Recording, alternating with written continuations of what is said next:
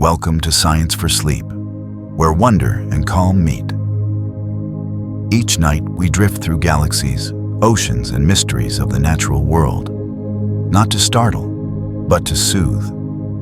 The truth about black hole impostors, neutron stars, boson stars, gravastars, and more. The human fascination with cosmic darkness. From the earliest moments of human curiosity, the night sky has served as both a mirror and a mystery, reflecting the questions we ask about ourselves as much as it reveals the unknown beyond our world. When ancient civilizations turned their eyes upward, they did so with a mixture of fear, fascination, and reverence. The sky appeared eternal, filled with points of light that seemed to hold stories beyond comprehension. Yet what always captured human imagination more deeply than the shining stars were the pockets of darkness between them. Silent regions that seemed to promise both danger and revelation. Thousands of years later, that instinct remains. Amid all the cosmic wonders modern astronomy has revealed, nothing grips the imagination more powerfully than black holes. Those extraordinary regions where gravity becomes so intense that nothing, not even light, can escape. Black holes represent the ultimate expression of cosmic mystery. They are the scientific embodiment of a mythic idea, an abyss, an unknowable frontier. Even before scientists understood what black holes truly were, writers and thinkers were captivated by the concept of something that could swallow light itself. In a universe filled with radiant galaxies and energetic stars, black holes stand apart as objects defined not by what they are, but by what they hide. Their invisibility is paradoxically what makes them so visible within our imagination. They are cosmic absences that occupy an enormous presence in how we envision the extreme universe. Part of the allure comes from the sheer impossibility of them. They defy intuition. Human experience offers nothing we can compare to a black hole. There is no earthly phenomenon where space bends, time slows, and matter collapses into a point of infinite density. When people hear that black holes warp the fabric of reality, it sounds metaphorical, but it isn't. Space and time, the very scaffold of existence, become fluid near a black hole.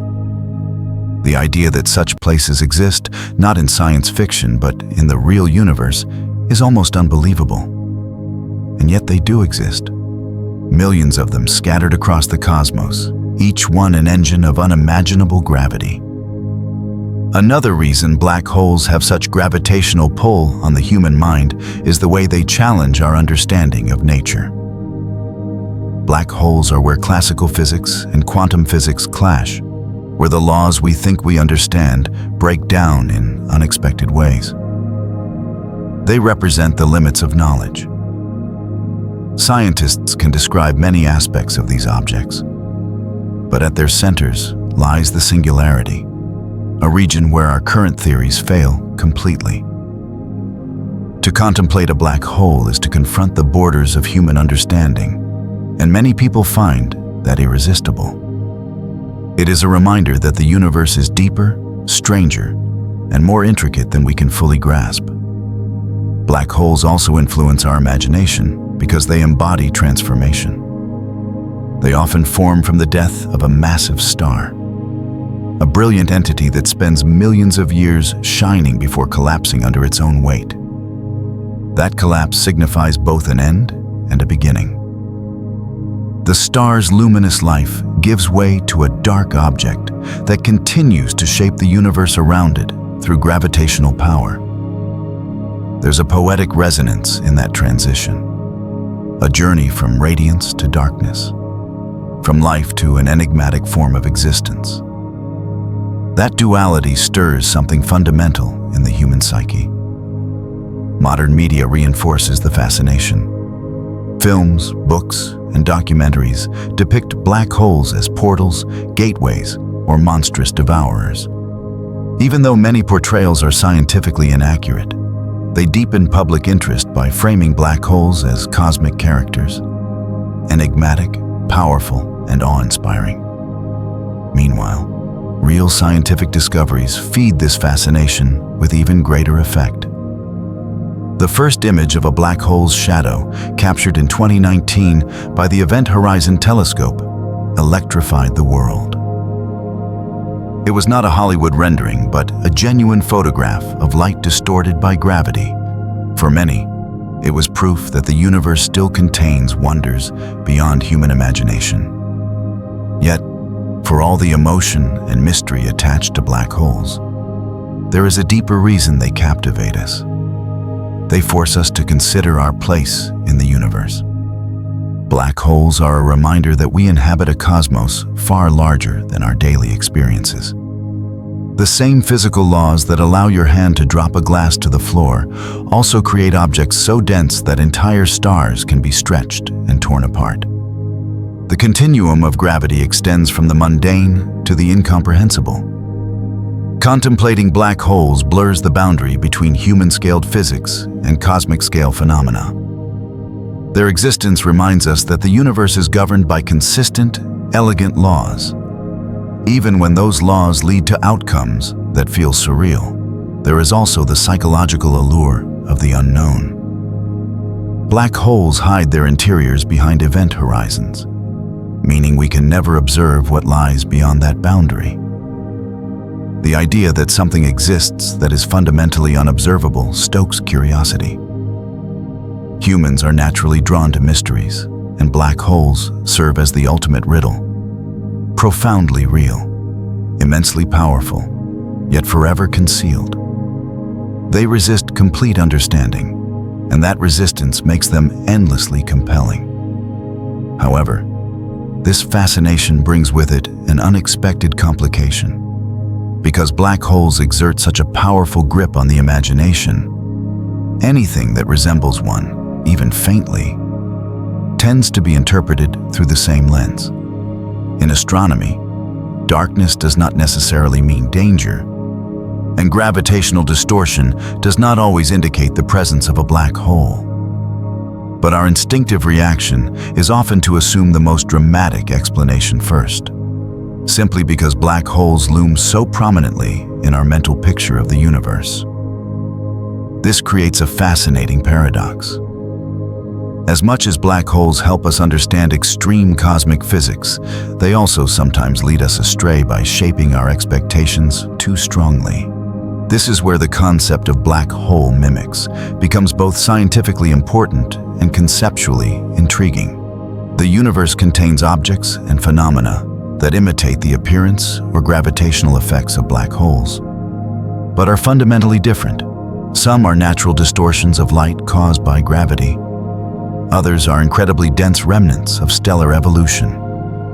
Still others are hypothetical objects predicted by exotic theories. These mimics challenge our intuition and remind us that the universe is not obligated to match our expectations. They show that darkness, gravitational bending, and compactness are not exclusive signatures of black holes. The human mind tends to categorize, to simplify, to fit new observations into familiar patterns. When astronomers detect a region of space where light behaves strangely, or matter moves at extreme velocities, the black hole explanation is often the first and most tempting one. And frequently, it is correct. Black holes are indeed responsible for many of the universe's most dramatic gravitational effects. But not always. The cosmos contains a surprising variety of objects that can trick even experienced observers, prompting deeper investigation and more refined tools. This interplay between expectation and reality forms a crucial part of the story of black hole mimics. It underscores why we study them so closely. Understanding these impostors not only helps us avoid misidentifying them, it also expands our comprehension of gravitational physics and the behavior of matter under extraordinary conditions. The search for black hole mimics is not a side quest or a curiosity. It is central to the pursuit of clarity in astronomy. Our fascination with black holes prepares us emotionally for the journey into black hole mimics. But it can also mislead us if we assume too much. As the story unfolds across the following chapters, this tension becomes clear. The universe is filled with phenomena that imitate black holes in appearance, gravity, or behavior. Yet each mimic reveals something unique. They are not merely lesser versions of black holes, but windows into different physical processes. They remind us that cosmic deception is often unintentional, born not from malice, but from the complexity of the universe itself. The allure of black holes sets the stage. It draws us in, focusing our attention on regions where the laws of physics grow strange. But once that fascination takes root, the universe invites us to look deeper, to realize that the shadows we see from afar might hide answers we haven't yet imagined. And it is in peeling back those shadows, unmasking the objects that look like black holes but are not, that we begin to see the true richness and diversity of the cosmos. Why black holes captivate the imagination? Black holes occupy a unique position in the human imagination because they combine simplicity and mystery in a way few other cosmic objects do. At their core, the idea is straightforward: a region of space where gravity is so strong that nothing, not even light, can escape. Yet behind this simple definition lies an entire world of questions that stretch far beyond everyday experience. They are invisible, yet incredibly influential. They are fundamentally dark, yet surrounded by glowing disks of matter spiraling inward at extraordinary temperatures. They are quiet in their essence, yet powerful enough to orchestrate the dance of nearby stars. This duality, this blending of clarity and enigma, forms the foundation of their enduring fascination. One reason black holes are so captivating is that they represent a limit in the laws of physics.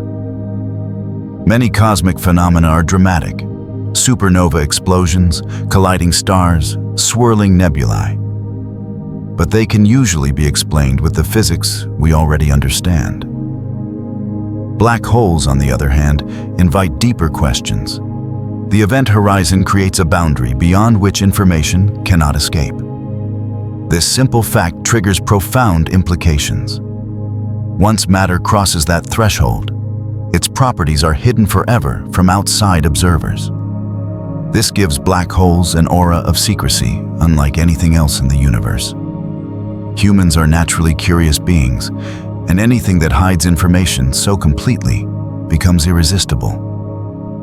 Another reason black holes fascinate us is the way they interact with the fabric of space and time. Gravity, in Einstein's general theory of relativity, is not simply a force that pulls objects together. Instead, it is the bending of space-time itself. Earth bends space-time. The sun bends it far more.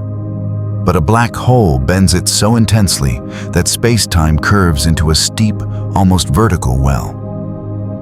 Objects near this region slow down in time from the perspective of an outside observer. Clocks tick differently. Light stretches into longer wavelengths. The familiar rules seem to fade at the edges. Contemplating this is more than a scientific exercise. It is a conceptual challenge that intrigues anyone who enjoys exploring the boundaries of understanding. Black holes also captivate us because they arise from dramatic cosmic events. A massive star, after spending millions of years producing light and energy through nuclear fusion, eventually collapses under its own weight when its fuel is exhausted. The collapse can be rapid, violent, and astonishingly energetic. In some cases, it leads to supernova explosions bright enough to outshine an entire galaxy for a short time. What remains afterward is an object so dense and compact that it changes the behavior of space around it. From a brilliant, shining star emerges a silent, invisible point of immense power. This transformation resonates with people in a way that feels almost mythic.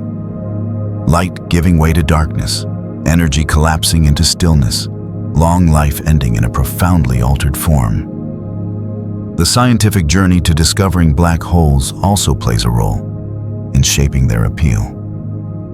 They were once purely theoretical, predicted in the mathematics of general relativity before any observational evidence existed. The idea seemed so extreme, so counter to intuition, that even Einstein doubted whether nature would allow such objects to truly exist.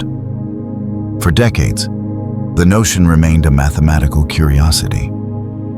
Yet as telescopes improved and astronomers studied the behavior of stars and gas clouds, they found clues, objects orbiting seemingly empty points, powerful jets of radiation emitted from unknown origins, galaxies with bright centers indicating something massive and compact within. Slowly, the evidence accumulated. Black holes transitioned from theory to reality in the scientific community, and this transformation captured the public imagination as well. It is rare for an idea once considered fantastical to be proven true in such a compelling way. Another aspect that contributes to their allure is the striking visual imagery associated with them. While black holes themselves emit no light, the environments around them can be extraordinary. Gas and dust pulled into the gravitational grip of a black hole form an accretion disk, heating up to millions of degrees as friction compresses and energizes it. This disk can shine intensely, sometimes becoming one of the brightest sources of radiation in the universe. In some cases, magnetic forces channel material into jets that shoot out from the black hole's poles at near light speeds, stretching across thousands or even millions of light years. These jets illuminate the surrounding space, sculpting enormous dramatic structures. Such sights are not limited to imagination. They are captured by telescopes across various wavelengths, providing some of the most striking images in astronomy. Yet perhaps the most powerful factor behind their fascination is the emotional and philosophical weight they carry. Black holes force us to contemplate scale in a way that most other cosmic objects do not. They remind us that the universe is vast beyond comprehension and governed by laws far more intricate than the everyday world suggests. When people think about a black hole, they are not merely thinking about a celestial object. They are thinking about the nature of reality itself. What does it mean for space to curve inward? What happens to time near a singularity? Can information truly disappear? These questions bridge the gap between physics and philosophy, inspiring both wonder and reflection. At the same time, black holes draw us in because they embody extremes. They are the densest objects known, aside from theoretical constructs. They distort light in ways that reveal how gravity shapes the universe. Their surfaces, the event horizons, are places where normal intuition breaks down. When something so massive and so enigmatic exists, it naturally becomes a focal point for curiosity. People are drawn to edges, boundaries, frontiers.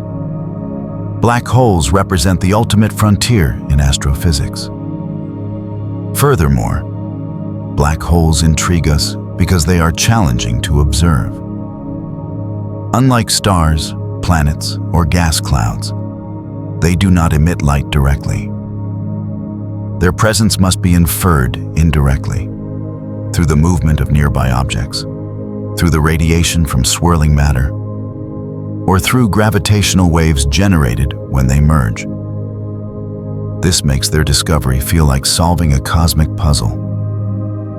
The sense of mystery, the reliance on inference, and the detective-like nature of identifying black holes all add to the appeal. They are hidden phenomena revealed only through careful observation. The first image of a black hole, released by the Event Horizon Telescope collaboration in 2019, crystallized this fascination into a single, unforgettable visual. It was blurry, but unmistakable. A circular shadow surrounded by a ring of glowing light, distorted by the immense gravity around it.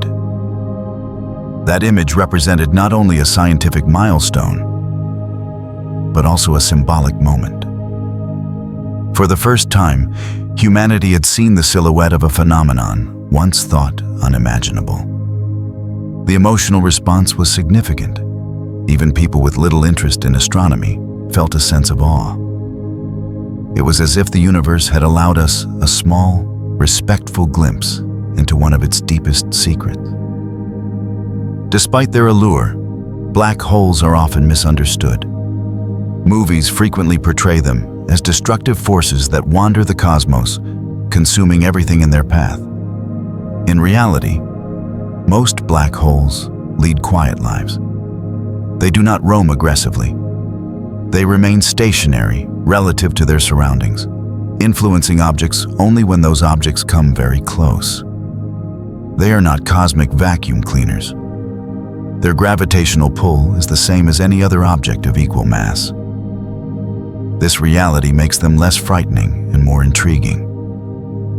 They are stable, predictable, natural outcomes of stellar evolution. Their reputation for danger is overblown, but their reputation for fascination is entirely deserved. Understanding why black holes draw so much attention helps us appreciate why black hole mimics are scientifically important. When an object behaves in a way that resembles a black hole, even partially, it naturally captures interest. People want to know whether a shadowed region or a gravitational effect indicates the presence of a true black hole, or something else entirely. The mystery deepens. If something looks like a black hole but is not one, what is it? What is it teaching us? What new physics might it reveal? The fascination with black holes extends easily to their mimics. Because the mimics exist in the same gravitationally extreme environments and challenge our assumptions about what we are observing. As we learn more about mimics in later sections, the reasons for studying them become clearer. They help refine our understanding of the limits of gravitational physics. They show how different types of matter behave under extreme conditions. And they highlight how much care is required in interpreting astronomical observations. But all of this starts with the deep human attraction to black holes themselves.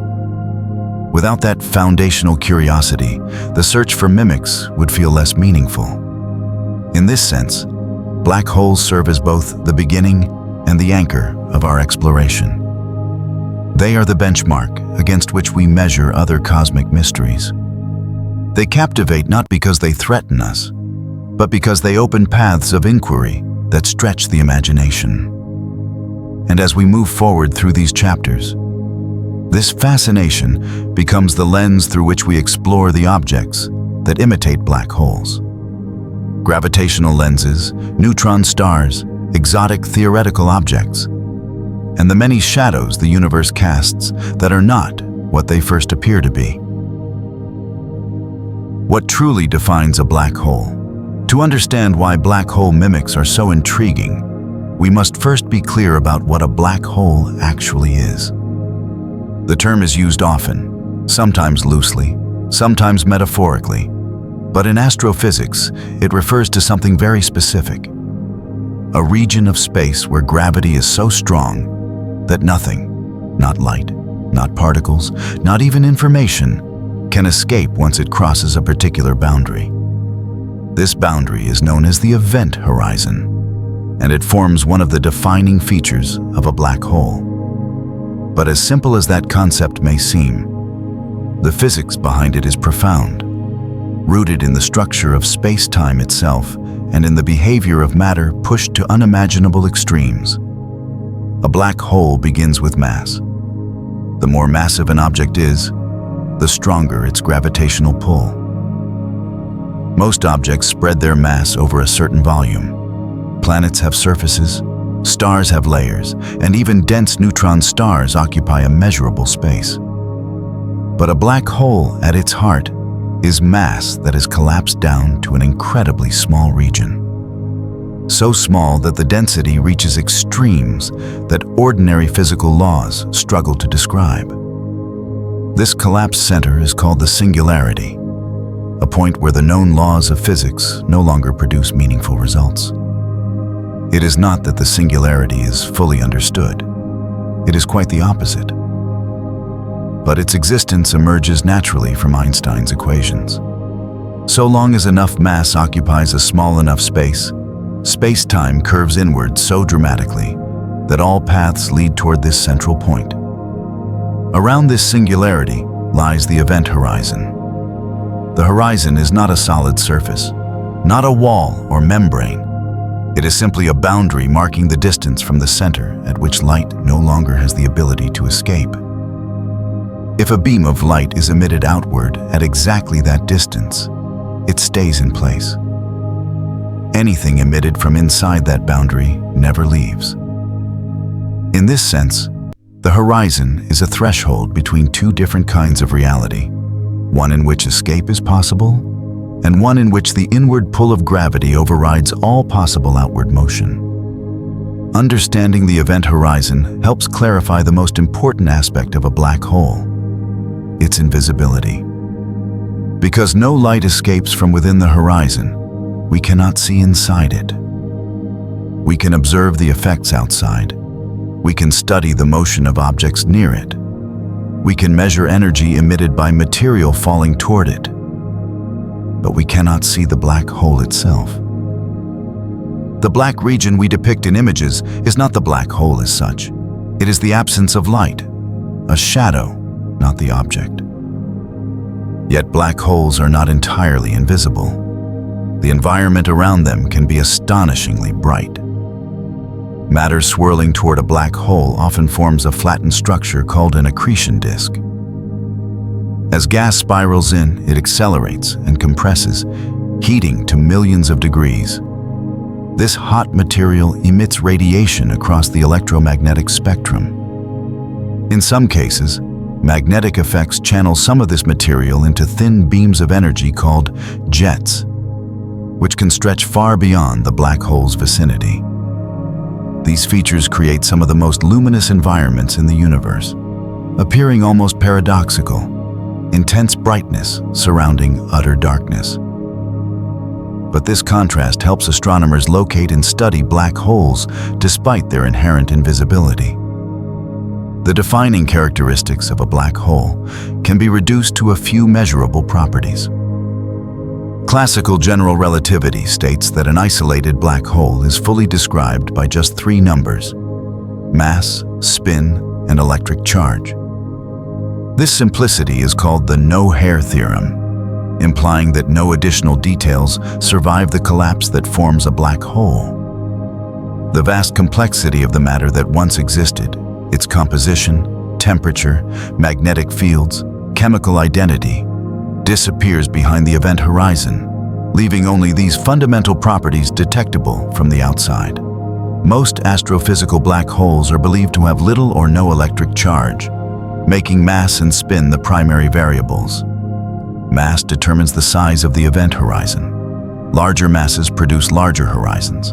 The black hole at the center of our galaxy, Sagittarius A, has a mass about 4 million times that of the Sun, giving it a horizon with a diameter roughly the size of the orbit of Mercury. Supermassive black holes in other galaxies can be far larger, containing billions of solar masses. At the opposite extreme are stellar mass black holes, formed from collapsing stars, which typically have masses between a few to a few dozen times that of the Sun. Regardless of size, the structure remains the same: a singularity and the surrounding event horizon. Spin affects how the black hole interacts with space-time. A spinning black hole drags space-time around with it, a phenomenon known as frame dragging. This creates a region outside the event horizon called the ergosphere, where nothing can remain stationary.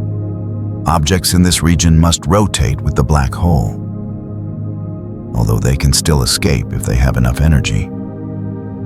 This rotational effect allows for certain energy extraction mechanisms that would be impossible around non-spinning black holes. Spin also affects the shape of the horizon slightly, making it oblate rather than perfectly spherical. These structural aspects of black holes, the singularity, the event horizon, the accretion environment, the role of mass and spin, establish the clear physical definition of a true black hole. They distinguish black holes from all other cosmic objects, including those dense enough to resemble them from a distance. Black hole mimics might be incredibly compact. They might bend light strongly. They might even create shadows or distortions that look very much like event horizons. But they lack at least one of the key defining features: a true horizon beyond which nothing can escape. Another important defining aspect of black holes is the way they shape the motion of nearby objects. Because black holes have extreme gravitational fields, they exert a strong influence on stars, gas clouds, and even other black holes. By observing the orbits of these objects, astronomers can determine how much mass is present in a particular region. If an object acts like a massive, compact, invisible point, the black hole interpretation becomes extremely likely. This method was used to identify Sagittarius A long before it was imaged directly, stars near the center of the Milky Way orbit at extraordinary speeds, indicating the presence of enormous mass in a very small space. No cluster of stars or dense gas could explain the observed motions. The simplest explanation is a black hole. Light behavior around a black hole provides another defining signature. When light passes near a black hole, its path bends due to the curvature of space-time. If the alignment is perfect enough, this can create a photon ring, a glowing circle of light formed by photons that orbit the black hole before escaping. This ring is not the event horizon itself, but rather the visible signature of light paths shaped by the black hole's gravity. The Event Horizon Telescope image captured this ring around the black hole in the galaxy M87, offering a dramatic observational confirmation of theoretical predictions. Black hole mimics can distort light too, but the exact properties of the photon ring can differ depending on whether an event horizon exists. Accretion behavior also helps define black holes.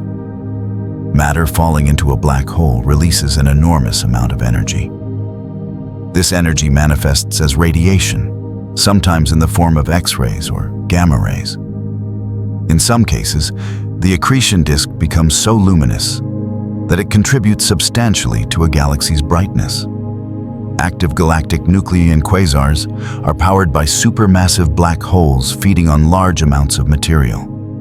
The sharpness of the inner edge of the accretion disk, its temperature profile, and the patterns of variability in its emission all contain clues about whether a true event horizon is present. One of the most compelling modern definitions of black holes comes from gravitational waves.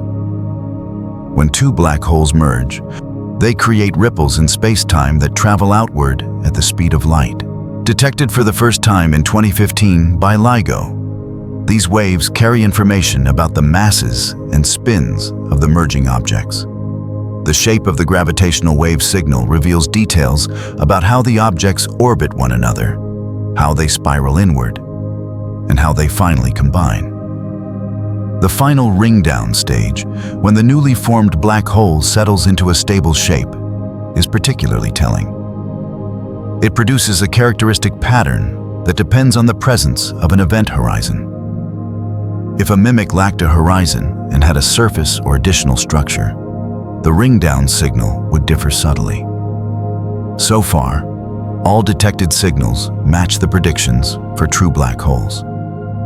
Understanding these defining features, event horizons, singularities, photon rings, gravitational effects, accretion behavior, and gravitational waves, provides the foundation for recognizing why black hole mimics are scientifically meaningful. Mimics may reproduce some of these features, but not all.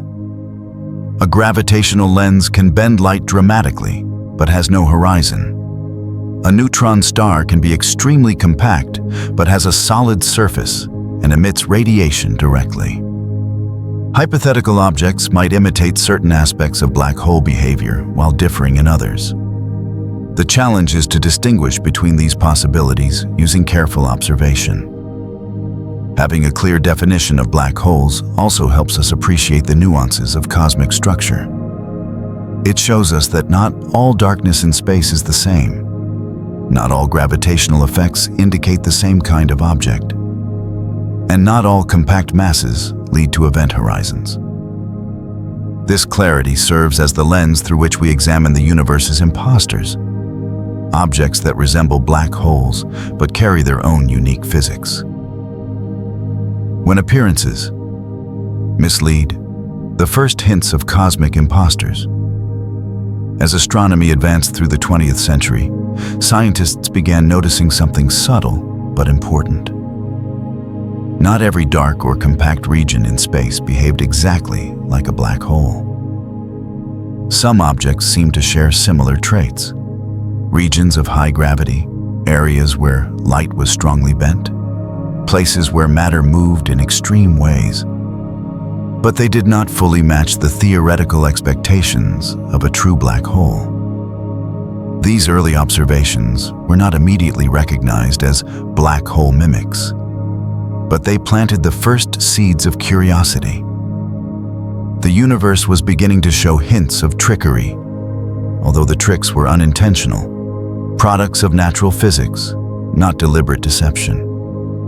In the earliest days of black hole research, astronomers relied almost entirely on indirect evidence. Because black holes emit no light, the only way to identify them was by observing the effects they had on nearby objects. Stars in binary systems moved oddly. Gas clouds accelerated at unexpected speeds, and radiation bursts hinted at compact, energetic regions. But these behaviors were not exclusive to black holes.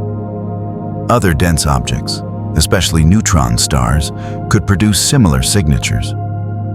Even certain configurations of matter could bend light in ways that created illusions reminiscent of black hole gravity. One of the first hints that appearances could mislead came from the study of X-ray binaries.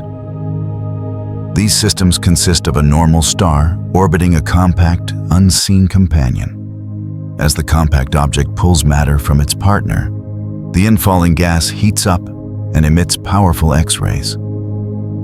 For many years, astronomers struggled to distinguish between a black hole and a neutron star in such systems.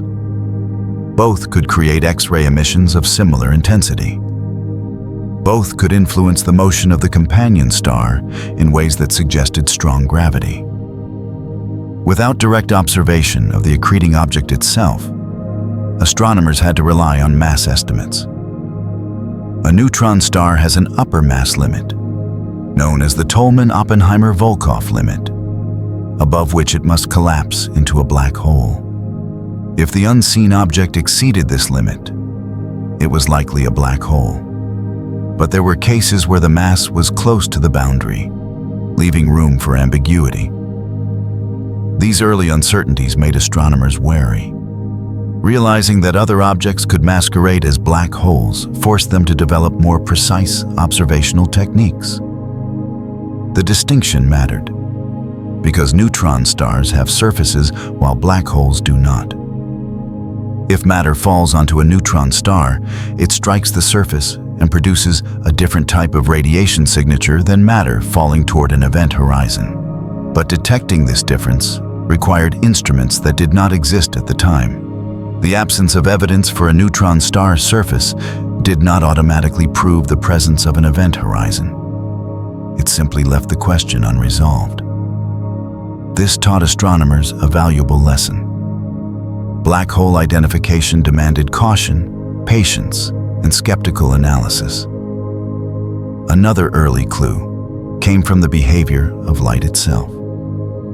The bending of light by gravity, known as gravitational lensing, was observed more frequently as telescopes improved. In many instances, massive objects such as galaxies or galaxy clusters produced distorted or magnified images of background objects. Some of these distortions created ring-like shapes or elongated arc patterns that, at first glance, resembled the way light might behave around the extreme gravity of a black hole. These illusions were not identical to black hole gravity, but they were close enough to raise new questions. If a galaxy cluster could bend light so dramatically, could smaller objects do something similar? Could gravitational lensing create shadows or shapes that looked like a black hole's silhouette? The answer, increasingly, seemed to be yes. The more astronomers studied gravitational lensing, the more they realized that even ordinary matter, if compact or massive enough, could produce effects that mimicked some aspects of a black hole. But lensing had limitations. It could distort and magnify light, but it could not trap it. This distinction became one of the earliest ways to separate black holes from mimics. If light could still escape, no event horizon existed. Yet from Earth's perspective, the difference was not always easy to discern.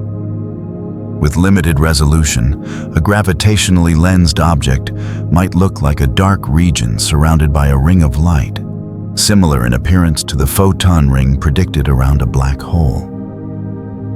The universe was beginning to reveal its capacity for visual illusions. Even the motion of stars sometimes misled observers. In the centers of galaxies, stars often whirl around unseen masses at tremendous speeds. Observing this behavior led to the discovery of supermassive compact objects long before they were identified as black holes. But early astronomers were careful not to jump to conclusions. Could a dense cluster of smaller objects, neutron stars, white dwarfs, or even exotic forms of matter, explain the motions? Could something mimic a black hole simply by packing enough mass into a small region? The possibility could not be ruled out immediately. It took years of careful calculations to demonstrate that such clusters would not remain stable. They would either collapse or disperse quickly. Even so, the mere consideration of alternatives highlighted how easily nature could produce black hole-like gravitational signatures. Theoretical physics added its own layer of intrigue. As scientists explored the implications of general relativity, they discovered that many hypothetical objects could imitate aspects of black hole behavior. Boson stars, solutions involving particles that differ fundamentally from ordinary matter, could be extremely compact and could bend light in patterns similar to black holes. Gravastars, another theoretical construct, were proposed as objects that resemble black holes from the outside, but have different internal structures. These proposals were not merely mathematical curiosities. They were reminders that nature might produce objects we had not yet imagined or observed directly, even if such objects were rare or speculative. The possibility widened the scope of what astronomers had to consider when interpreting data.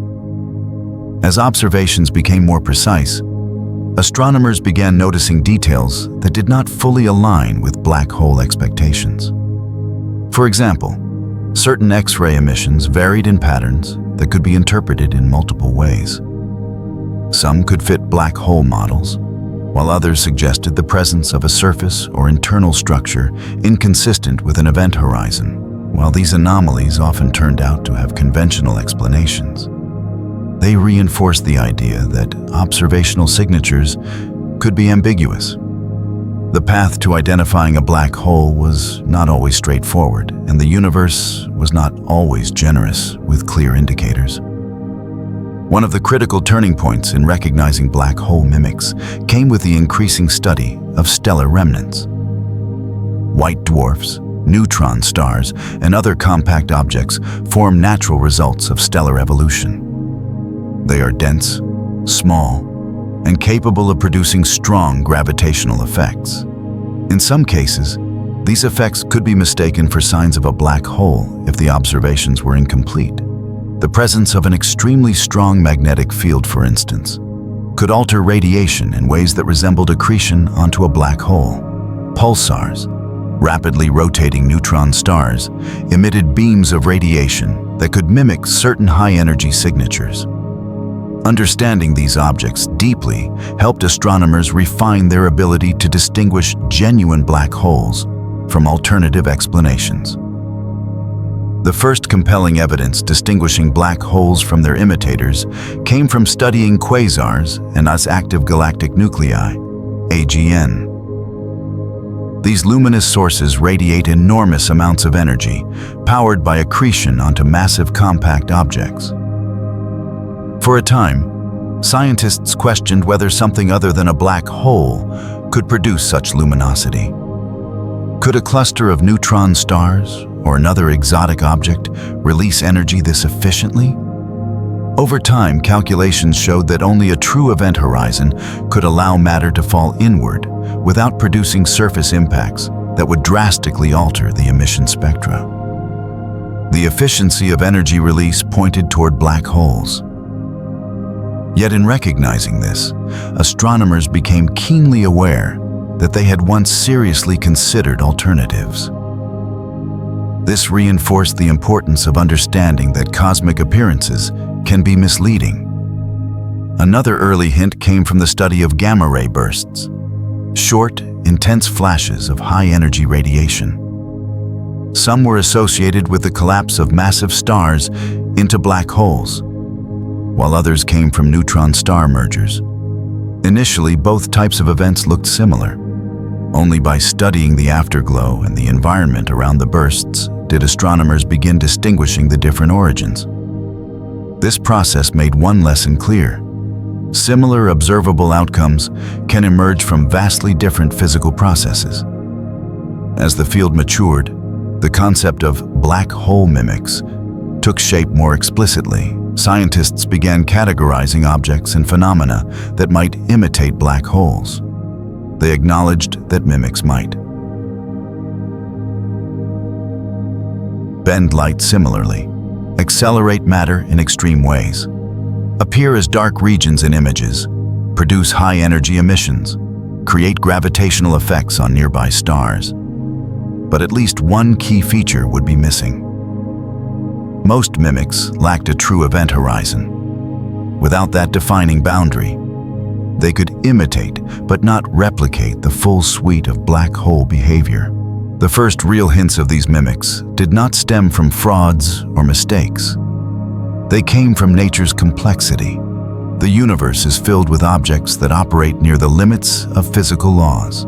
Some of these objects resemble black holes not because they intend to deceive, but because gravity produces similar effects in multiple extreme scenarios.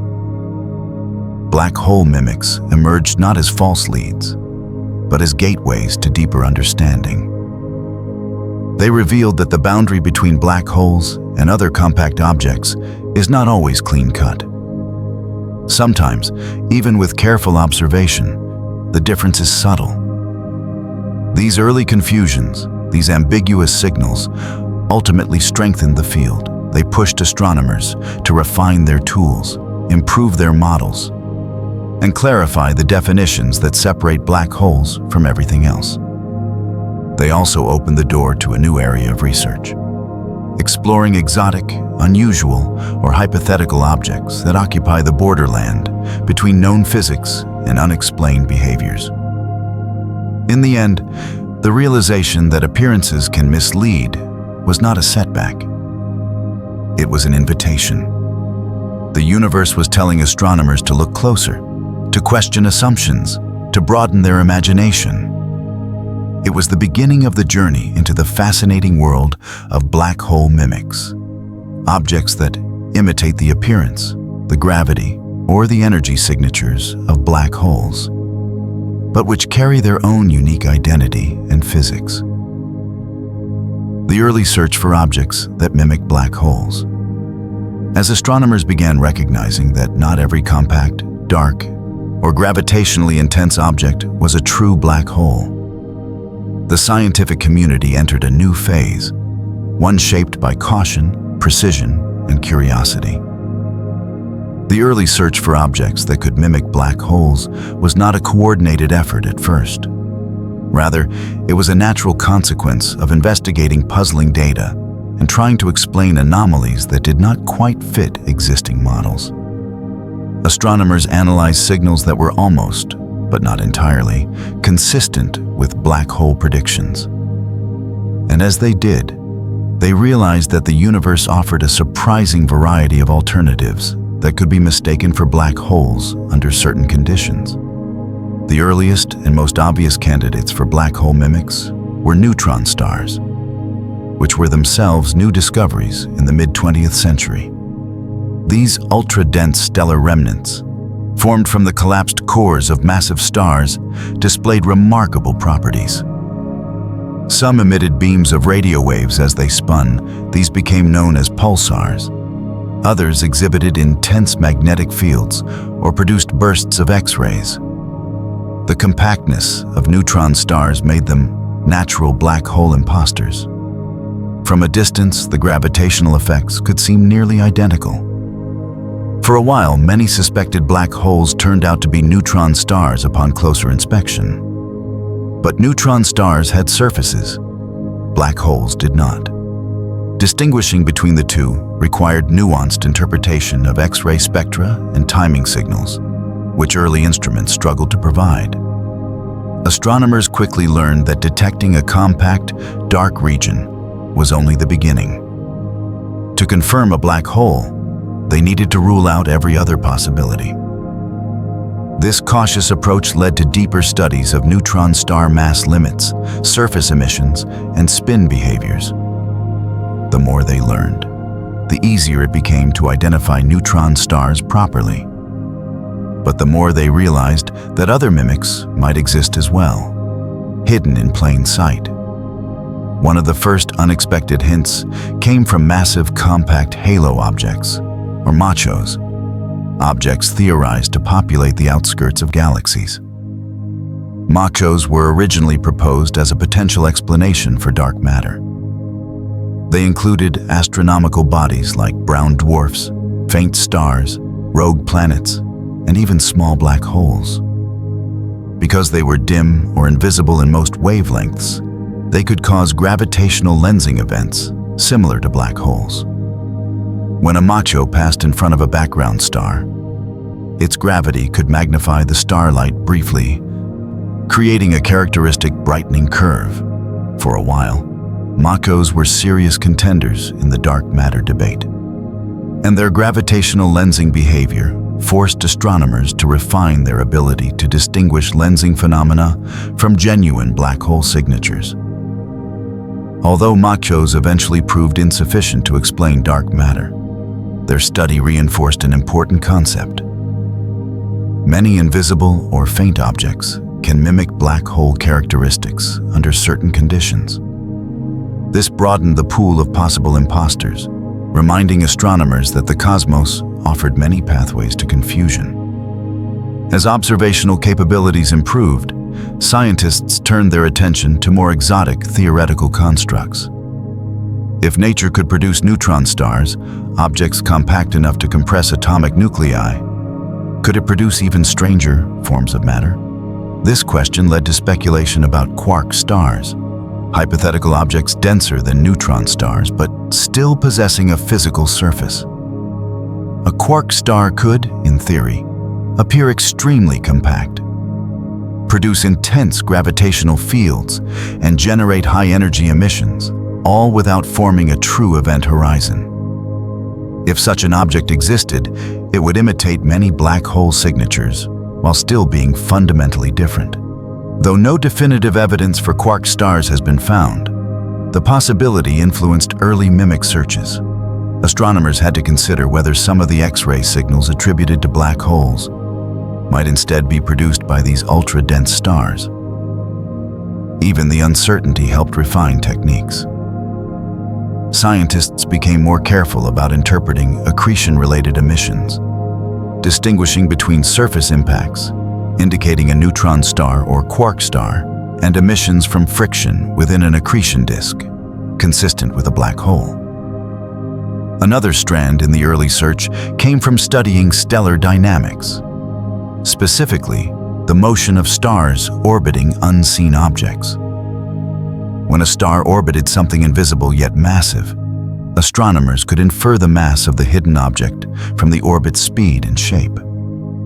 However, this method introduced its own complications. A sufficiently compact cluster of dim stars could produce similar gravitational effects. Dense associations of stellar remnants, white dwarfs, neutron stars, or even multiple small black holes could imitate the gravitational influence of a single massive black hole. For years, astronomers debated whether the centers of some galaxies contained true supermassive black holes or clusters of compact objects. Mathematical models eventually showed that such clusters would be unstable, collapsing or dispersing over time. But before this was conclusively proven, the possibility served as another reminder that gravitational behavior alone did not guarantee a black hole's presence. This idea became central to the search for black hole mimics. Gravity can be deceptive when interpreted without full context. A cluster of smaller objects, a dense concentration of dark matter, or even certain configurations of gas could masquerade as a single compact mass. To avoid confusion, astronomers developed more sophisticated models that considered additional observational clues, variability in radiation, spectral signatures, and the presence or absence of particular energy patterns.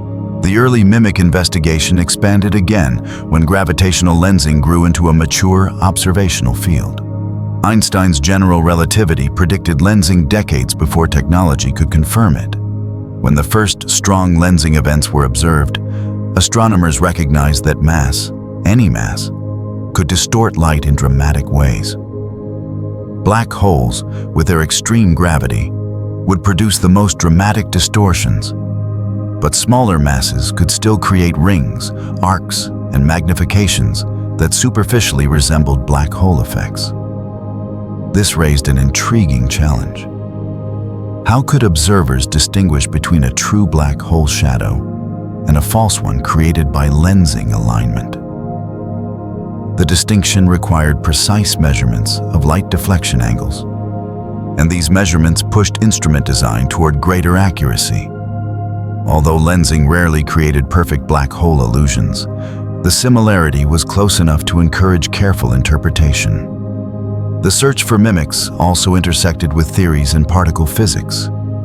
Physicists speculated about boson stars, hypothetical compact objects composed of bosonic particles. Particles that obey different statistical rules than the fermions that make up normal matter. Boson stars could theoretically be nearly as compact as black holes without forming an event horizon. Such objects could bend light strongly, influence stellar orbits, and create distinctive gravitational wave signals.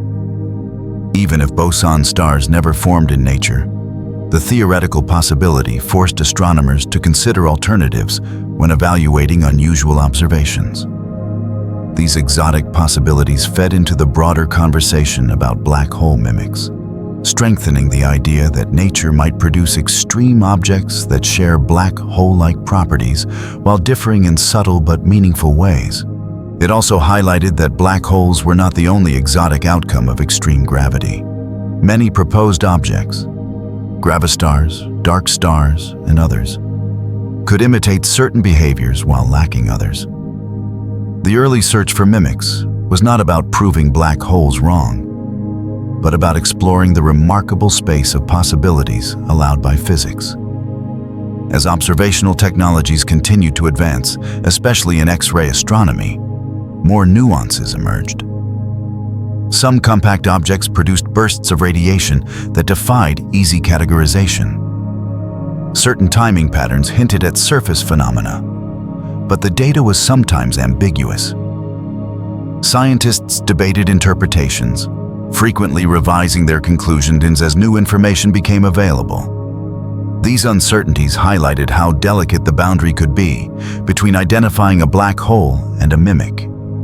The discussions themselves deepened scientific understanding, even when specific cases turned out to be conventional objects after all. One of the most important developments in the early search for mimics came from the recognition that not every black region in space indicates an event horizon. Dust clouds, nebulae, and other obscuring materials could hide objects perfectly well without requiring extreme gravity. A star behind a dense cloud could vanish from view entirely, creating the illusion of a dark region. Early infrared and radio observations helped astronomers peer through this dust, revealing hidden structures that had been misinterpreted before. These improvements taught astronomers to be cautious when attributing darkness to black holes alone. The search for mimics ultimately became an essential part of the scientific method. It prevented premature conclusions, encouraged deeper analysis, and expanded the range of phenomena astronomers considered. In time, the concept of black hole mimics evolved from a collection of anomalies into a recognized category of objects and effects that play vital roles in astrophysics. By studying these mimics, scientists uncovered new insights into gravity, matter, and the behavior of light under extreme conditions. They learned not only how to identify true black holes with confidence, but also how to appreciate the complexity and diversity of cosmic structures that exist near the boundary between familiar and extraordinary. This foundation set the stage for the next major development: understanding gravitational lenses, one of the most striking and common black hole mimics in the universe. The story of mimics would soon shift from the early hints and ambiguous observations to the dramatic distortions of light itself, the universe's own way of creating illusions. The early search for objects that mimic black holes. As astronomers became aware that black holes might exist not only as mathematical curiosities, but as genuine cosmic objects, a natural question arose: how could they be identified with confidence? And more importantly, how could they be distinguished from other compact and extreme objects that might resemble them? The earliest attempts to identify black holes took place not in a universe full of high-resolution telescopes and gravitational wave detectors, but in a much simpler observational landscape. This environment, while rich with curiosity, was limited in its ability to detect and interpret subtle details. It was within this context that the early search for black hole mimics unfolded. A search shaped as much by uncertainty as by discovery. The story began with the recognition that stars sometimes orbited invisible partners. These systems, X-ray binaries, became one of the first arenas where black holes and neutron stars competed for interpretation. When a normal star orbited an unseen compact object, astronomers could measure the star's motion and infer the mass of its dark companion. If the mass exceeded the known limit for neutron stars, a black hole became the most plausible explanation. But in many cases, the mass estimates hovered near the threshold, leaving room for doubt. Astronomers could not see the compact object directly, only the effects of its gravity. This ambiguity created fertile ground for misinterpretation. Matter falling onto a compact object emits X-rays as it heats up. Both neutron stars and black holes can create this heating, so the presence of X-rays alone did not distinguish one from the other. However, neutron stars have solid surfaces. When matter strikes this surface, it produces characteristic bursts of radiation, brief, intense flashes caused by thermonuclear runaways. These bursts, called X-ray bursts, became early clues for the presence of a neutron star. Their absence suggested a black hole, but the lack of evidence could not always be trusted.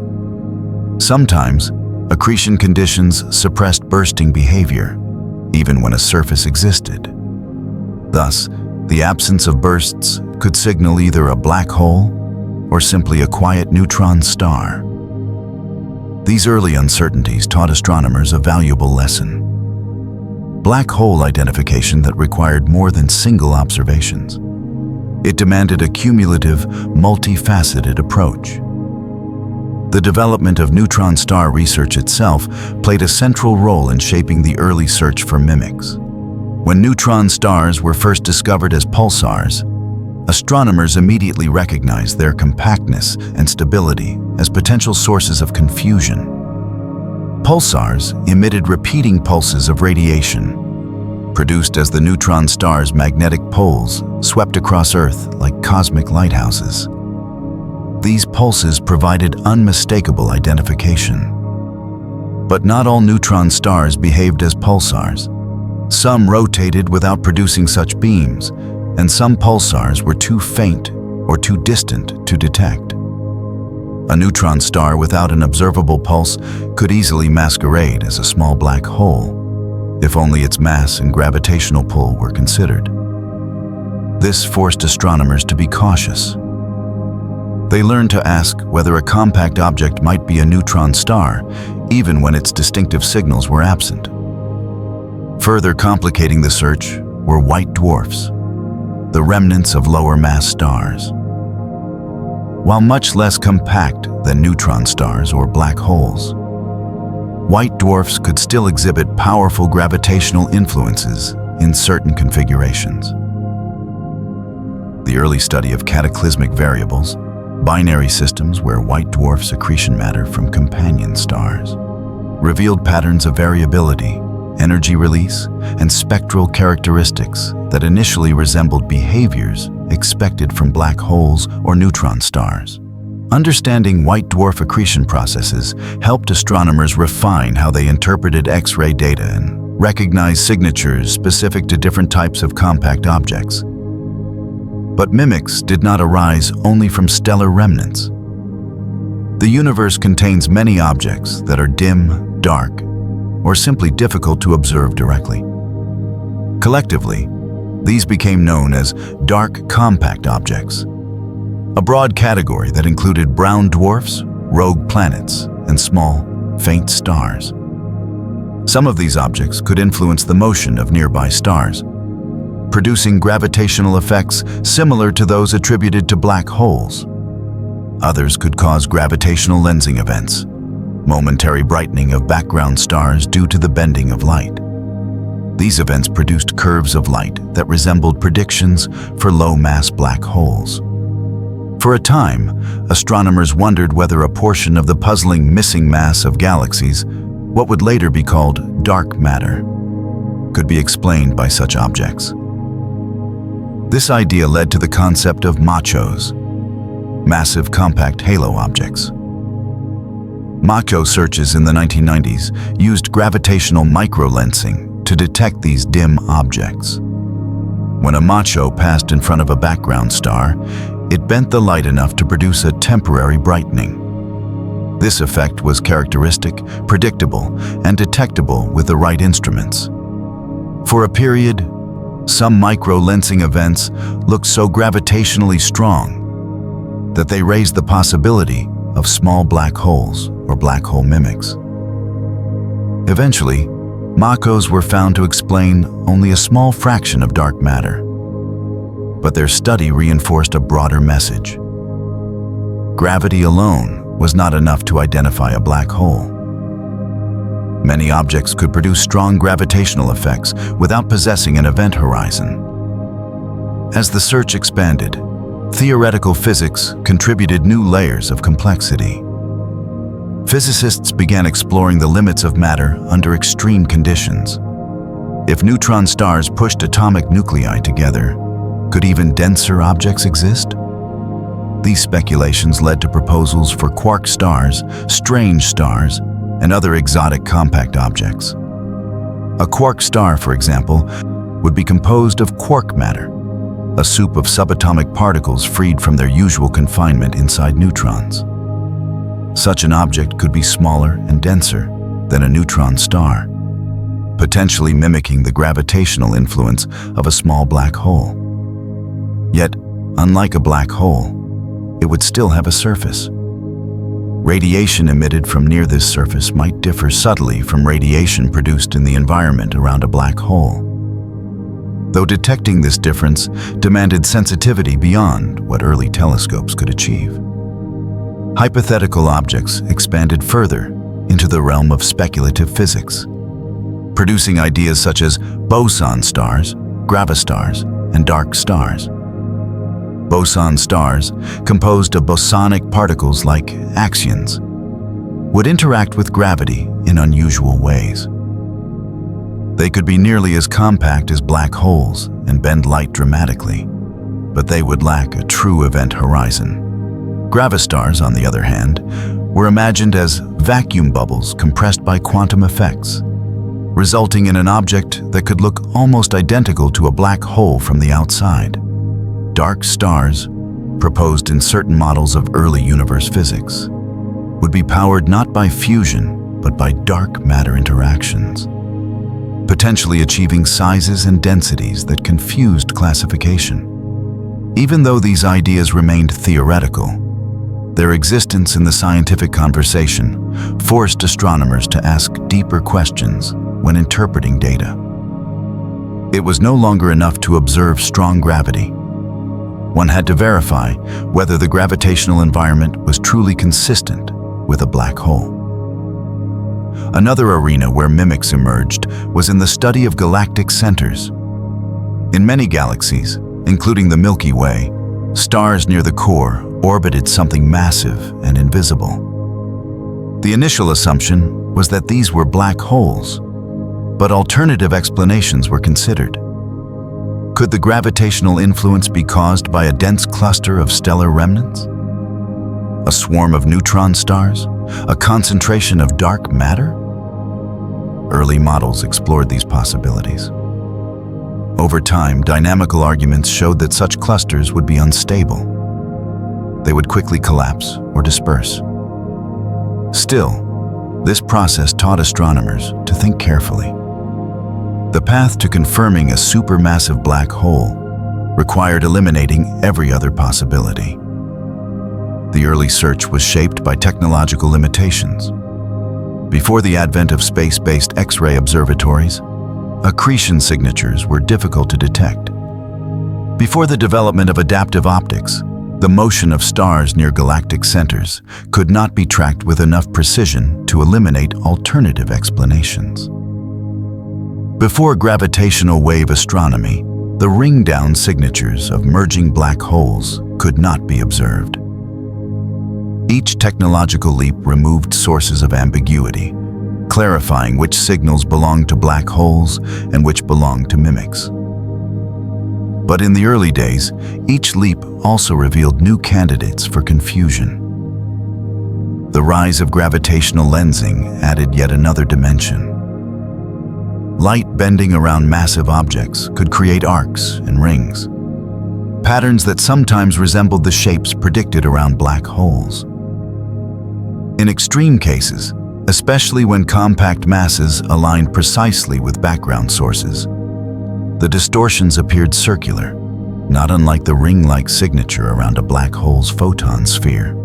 These illusions required astronomers to refine their lensing models and distinguish between black hole signatures and those produced by galaxy clusters, stars, or even small compact objects. Dust clouds and nebulae provided simpler but still deceiving cases. A dense region of dust could obscure a star completely, creating a black patch in the sky. Without infrared or radio observations, early astronomers sometimes mistook these dark zones for gravitational anomalies. Over time, the ability to see through dust improved dramatically, revealing hidden stars and clarifying that darkness alone was not an indicator of extreme gravity. Yet these mistaken interpretations further emphasized the need for caution. Gradually, the concept of black hole mimics emerged as a formal category. Mimics were defined as objects or phenomena that replicated some, but not all, characteristics of black holes. They might produce strong gravitational pull, distort light, appear dark or invisible, accelerate matter, emit high-energy radiation through accretion, influence stellar orbits. But they lacked a defining feature, a true event horizon. This understanding reshaped the early search.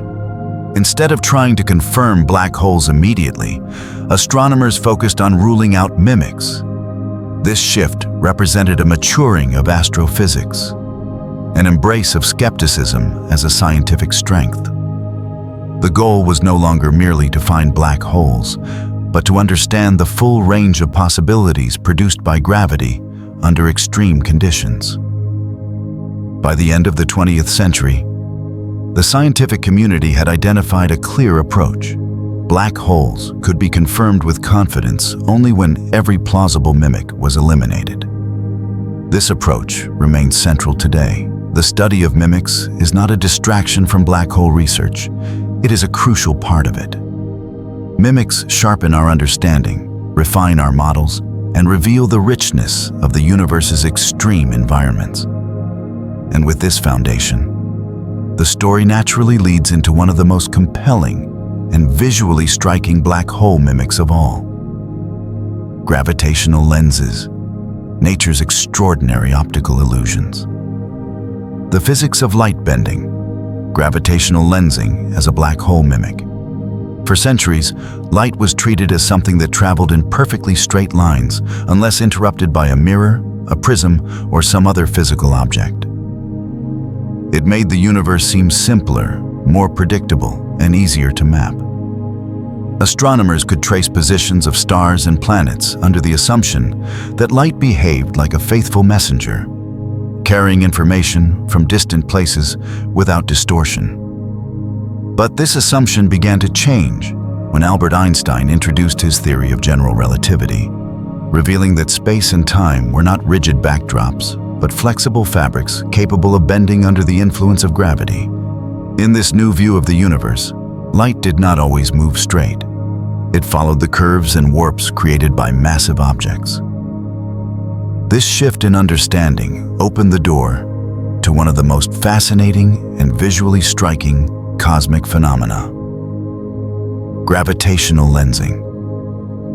Gravitational lensing describes the bending, magnifying, or distorting of light when it passes through regions of curved space-time. The greater the mass that creates this curvature, the more dramatic the distortion. At its core, lensing is a simple idea. Mass tells space how to curve, and curved space tells light how to move. But the implications of this idea reach deep into astronomy, allowing scientists to observe distant galaxies more clearly, discover hidden objects, and detect dark matter. And as it turns out, gravitational lensing can sometimes imitate the visual effects we associate with black holes, creating illusions that appear dark, circular, or strangely warped. To understand how lensing works, imagine placing a heavy object on a flexible surface, like a bowling ball on a stretched rubber sheet. The sheet dips under the weight, forming a curved depression. Now imagine marbles rolling across the surface. Their paths bend as they approach the depression, not because they are drawn toward the bowling ball directly, but because the shape of the surface forces them to change direction. In the universe, light behaves like the marbles. It does not curve because gravity pulls on light directly. Light has no mass, but because it follows the curvature of space-time created by massive objects. The effect becomes especially dramatic when the mass is enormous. Stars, galaxies, clusters of galaxies, or even black holes themselves. When light from a distant galaxy passes near one of these massive objects on its way to Earth, it bends, sometimes subtly, sometimes dramatically. Depending on the alignment between the light source, the massive object, and the observer, the result can take several different forms. These distortions are not random. They follow predictable mathematical patterns based on the strength and shape of the gravitational field. The simplest form of lensing is weak gravitational lensing, where light is distorted slightly, making galaxies appear stretched or tilted. Weak lensing is subtle, often detectable only through statistical analysis of thousands of galaxies. It helps astronomers map dark matter, since dark matter reveals itself through gravity rather than light. But weak lensing rarely produces an illusion strong enough to mimic anything like a black hole. Far more dramatic is strong gravitational lensing, which occurs when a massive object lies almost perfectly aligned with a background source. In this configuration, the light is not only bent, but concentrated and amplified, acting much like a glass lens. The background object can appear magnified, multiplied, or even wrapped into a complete ring. These rings, called Einstein rings, are among the most visually striking phenomena in astronomy. To the untrained eye, an Einstein ring can appear similar to certain predicted features around black holes, such as a photon ring. Both are circular patterns created by light bending around a massive object. Yet the similarity is superficial. In an Einstein ring, light is not trapped. It is bent and continues on its journey. In a black hole, the event horizon creates a boundary beyond which light cannot escape. Still, early images of gravitational lensing prompted confusion. Long before black holes were photographed, astronomers using early telescopes sometimes noticed distorted arcs of light around bright galaxies. Without a clear understanding of lensing, these arcs appeared mysterious, dark regions surrounded by curved light. Some suspected unusual gravitational effects. Others wondered if the visual distortions indicated something exotic and compact at the center. These initial interpretations set the stage for the conceptual overlap between lensing phenomena and black hole signatures. A particularly interesting mimic arises when a massive galaxy sits between Earth and a distant quasar. Quasars, extremely luminous objects powered by supermassive black holes, emit an intense light that travels across billions of light years. If this light passes near a foreground galaxy, it can split into multiple images, sometimes forming a cross-like shape known as an Einstein cross. To early observers, the sudden appearance of multiple identical-looking objects in the sky seemed strange, almost unnatural. Only through detailed study did astronomers realize these were not multiple quasars, but multiple images of the same quasar, created by gravitational lensing. The illusion was strong enough to mislead for a time. Gravitational lensing can also produce magnification effects that mimic the brightness modulation expected from accretion around black holes. When light is magnified by lensing, the brightness of the background object changes depending on how the lensing mass moves. In some cases, this creates variability that resembles changes seen in X-ray binaries or quasars where black holes actively accrete matter. By astronomers, distinguishing between lensing-induced variability and accretion-induced variability requires careful monitoring and analysis of timescales, spectral lines, and context. Early on, these distinctions were not always clear, leading to mistaken associations between certain brightness changes and black hole activity. Another form of lensing, microlensing, can be even more deceptive. Microlensing occurs when a compact object, such as a star or brown dwarf, passes directly in front of a background star. The gravity of the foreground object briefly magnifies the background star, producing a characteristic brightening curve. This brightening does not indicate the presence of a black hole, but the effect can be strong enough that some early microlensing events were considered potential black hole detections. Only after analyzing the duration and shape of the brightening curve could astronomers exclude black holes as the cause. Yet the fact that these small objects could produce such compelling illusions reinforced how crucial gravitational lensing would become in the study of black hole mimics. Lensing also revealed complexities in galaxy clusters. Entire clusters, containing thousands of galaxies and vast amounts of dark matter, act as gigantic gravitational lenses. They bend light from galaxies behind them into long arcs, stretched images, or highly distorted shapes. Some of these arcs form nearly complete rings. Others curve and twist in ways that seem almost unnatural. These distortions emphasize the power of gravity to reshape what we see, and they illustrate how easily the universe can present appearances that suggest compact, black hole-like regions even when nothing of the sort is present. The key distinction, however, lies in the behavior of light. A black hole's extreme gravity traps light if it approaches too closely. Lensing objects, no matter how massive, do not. They bend light, but they do not prevent it from continuing on its path. This is why an Einstein ring appears as a bright ring, rather than a dark shadow. The ring is composed of light that has been redirected, not absorbed. But distinguishing this difference requires high-resolution imaging and careful interpretation, tools that early astronomers did not always have. As telescopes improved, gravitational lensing became not only a mimic of black hole imagery, but also a tool for finding black holes themselves. Lensing can reveal the presence of compact masses, even if those masses emit no light. If a black hole passes in front of a background star, it will produce a micro-lensing event with a particular shape and duration.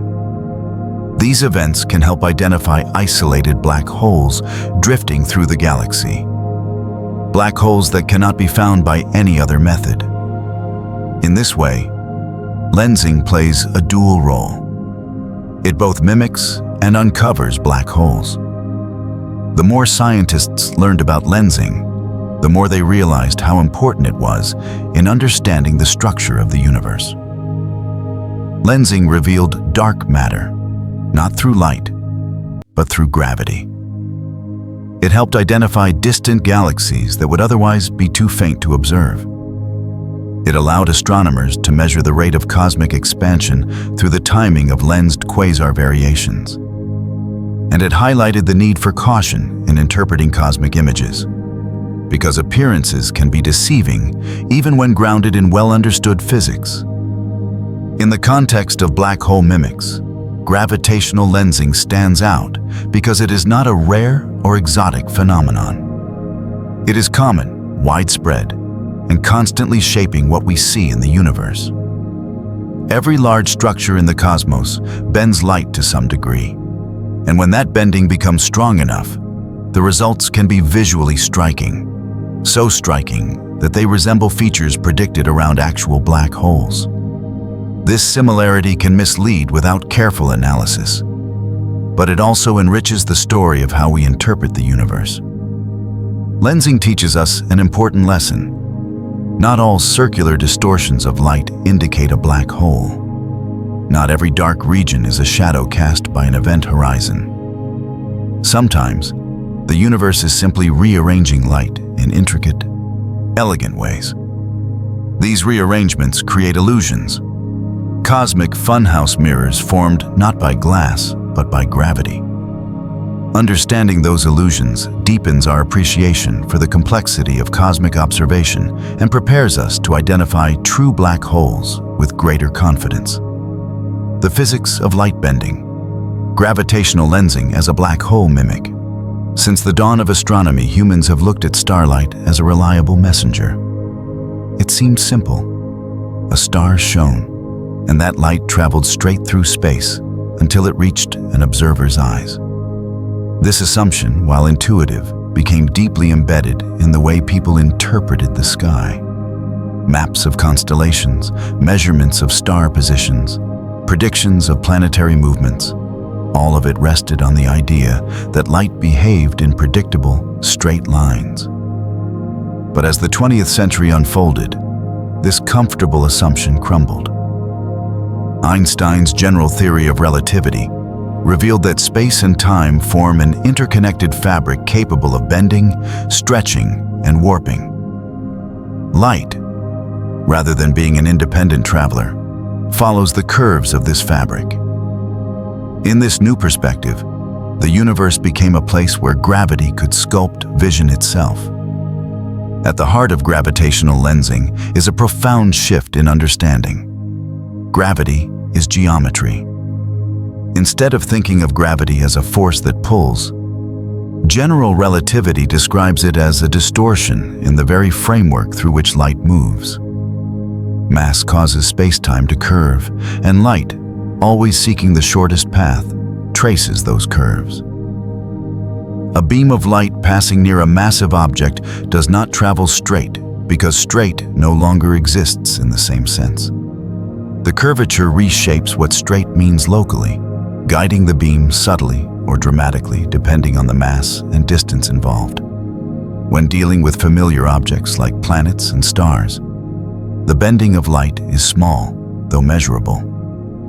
But when the mass is enormous, galaxies, galaxy clusters, or massive compact objects, the distortion becomes substantial. Light can be magnified, twisted, duplicated, or even wrapped around the object, forming stunning and sometimes deceptive images. These distortions, collectively called gravitational lensing, form one of the clearest ways the universe demonstrates the flexibility of space-time.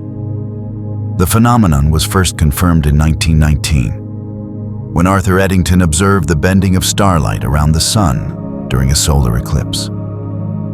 The shift was slight, just a small deflection, but monumental in its implications. If the sun could bend light, then what could far larger masses do? The answer arrived slowly, but it brought with it some of the most visually captivating illusions known to astronomy. As telescopes improved, astronomers observed galaxies that appeared stretched or elongated. Some appeared curved unnaturally, as though smeared across the sky by an invisible hand. Early observers were puzzled. How could galaxies be distorted in such a consistent pattern? These distortions were subtle examples of weak gravitational lensing, where light is gently stretched as it travels through regions influenced by large-scale cosmic structure. Weak lensing revealed that the universe's matter is not distributed evenly. There are dense regions and empty voids. And these density variations subtly alter the shapes of galaxies across vast distances. But the lensing that would come to mimic black holes most effectively was not weak lensing. It was the dramatic, visually striking form known as strong gravitational lensing. In strong lensing, the alignment between a background source, a massive lensing object, and an observer is close to perfect. When this alignment occurs, the background object can appear multiplied, magnified, or transformed into a luminous arc or circle. The most beautiful result of strong lensing is the Einstein ring, a complete circle of light formed when a single background object is perfectly aligned behind the lens. Einstein rings are exquisite, not only artistically but scientifically. They demonstrate with perfect symmetry the way gravity bends light. To the human eye, these rings can evoke thoughts of a cosmic portal or the glowing boundary around a black hole. The resemblance is especially striking because theoretical depictions of a black hole's photon ring, light orbiting the black hole before escaping, share a circular geometry. But the similarity is only geometrical. In an Einstein ring, the light is simply redirected. It never comes close to being trapped. The relationship between gravitational lensing and black hole imagery grew more intriguing in the latter half of the 20th century. Before telescopes could resolve black hole environments with high precision, astronomers sometimes mistook lensing effects for evidence of compact, massive objects. Consider the case of quasars. Quasars are among the brightest objects in the universe, powered by supermassive black holes at their centers. When a galaxy lies between Earth and a distant quasar, the light can split into multiple images. Some early observations showed what appeared to be identical quasars, arranged symmetrically across the sky. The phenomenon was perplexing until the lensing explanation became clear. These were not multiple quasars, but multiple images of the same quasar produced by gravitational lensing. The iconic Einstein cross demonstrates this perfectly. 4 identical quasar images surrounding a central galaxy, each produced by the bending of light around the galactic mass. Early astronomers were astonished. The visual symmetry suggested some kind of exotic gravitational anomaly. Once lensing became widely accepted, such arrangements became recognizable as classic strong lensing effects. But this was an early case where gravitational lensing mimicked something extraordinary, an apparent multiplicity of identical cosmic objects, before the true explanation emerged. More subtle illusions came from microlensing, a type of lensing that involves relatively small masses, such as stars, planets, and compact stellar remnants. When one of these objects passes in front of a background star, it causes a temporary brightening. The brightening curve follows a predictable shape, rising and falling smoothly as the lens moves across the line of sight. These events, though brief, can be quite dramatic, even allowing astronomers to detect objects that emit no light of their own. Microlensing posed an early interpretive challenge because the brightness changes sometimes looked similar to those produced by black hole accretion processes, especially in lower energy observations. Before microlensing became well understood, some unusual brightening events were thought to hint at compact, massive black holes, or even exotic gravitational objects. Only later, with careful analysis, did astronomers recognize them as lensing events caused by ordinary objects passing in front of distant stars. The mimicry became even more interesting when dealing with galaxy clusters. These clusters, containing vast amounts of dark matter, act like immense cosmic lenses. They can stretch the light of background galaxies into long curved arcs, sometimes nearly half circles. These arcs, while clearly distorted, carry a visual resemblance to some of the predicted shapes around black holes, especially in low-resolution images. Dark regions surrounded by luminous arcs could easily be misinterpreted as something exotic without context. The difference, as always, lies in the behavior of light. Lensing redirects light. Black holes trap it. One key realization in the study of gravitational lensing is that a dark spot does not always signal a black hole. It might simply be a region where no source lies directly behind the lens, or where the lensing effect deflects light away from the observer. Early astronomers sometimes mistook these dark patches for compact, invisible objects with tremendous gravitational pull. Improved mapping of lensed regions helped reveal the true cause. Geometry, not mass, produced the darkness. Lensing also taught astronomers how to avoid interpretive pitfalls. A strong lens can produce an illusion of circular features that mimic the appearance of a shadowed black hole. But careful measurements reveal different properties. For example, in gravitational lensing, the ring diameter depends on the alignment and distances involved. In black holes, the photon ring diameter depends on the black hole's mass and spin. Lensed rings have varied thicknesses and brightness around the circle. Black hole photon rings are generally uniform, symmetrical, and extremely thin. The more astronomers understood these distinctions, the more they could confidently classify objects based on lensing behavior, rather than be misled by superficial similarities. Still, the parallels were strong enough that gravitational lensing became one of the first major categories of black hole mimics. Lensing could create arcs, rings, and magnifications that matched certain predictions made for black hole environments. It could generate dark centers where no light arrived due to the bending effect. It could even reproduce circular symmetry reminiscent of an event horizon shadow. In each case, the phenomenon served as a reminder that gravity alone does not point immediately or exclusively to a black hole. As observational instruments grew more advanced, lensing evolved from being a source of confusion into one of the most powerful tools in astrophysics. In fact, lensing now helps identify black holes. When a small, compact object acts as a gravitational lens and produces a microlensing event without emitting detectable light, astronomers can infer its mass.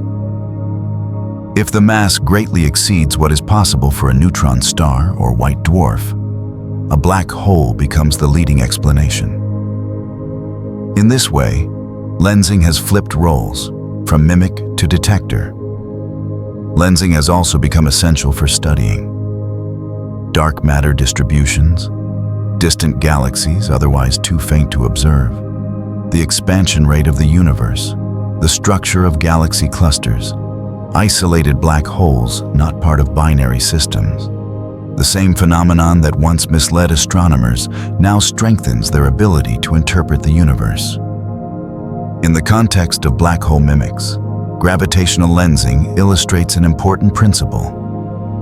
The universe is full of illusions shaped not by trickery, but by physics. Light can be rearranged in surprising ways. Isolated distortions may look like deep gravitational wells, but they may simply be the result of mass lying along the line of sight. Arcs, rings, and brightened sources can appear dramatic and exotic, but they do not point exclusively to black holes. Knowing this, astronomers approach cosmic images with greater caution and more refined analytical tools. Gravitational lensing, more than any other phenomenon, embodies the idea that appearances in the universe can be deceptive. It reminds us that gravity shapes not only the motion of objects, but also the images we see. And in doing so, it becomes a critical chapter in the story of black hole mimics.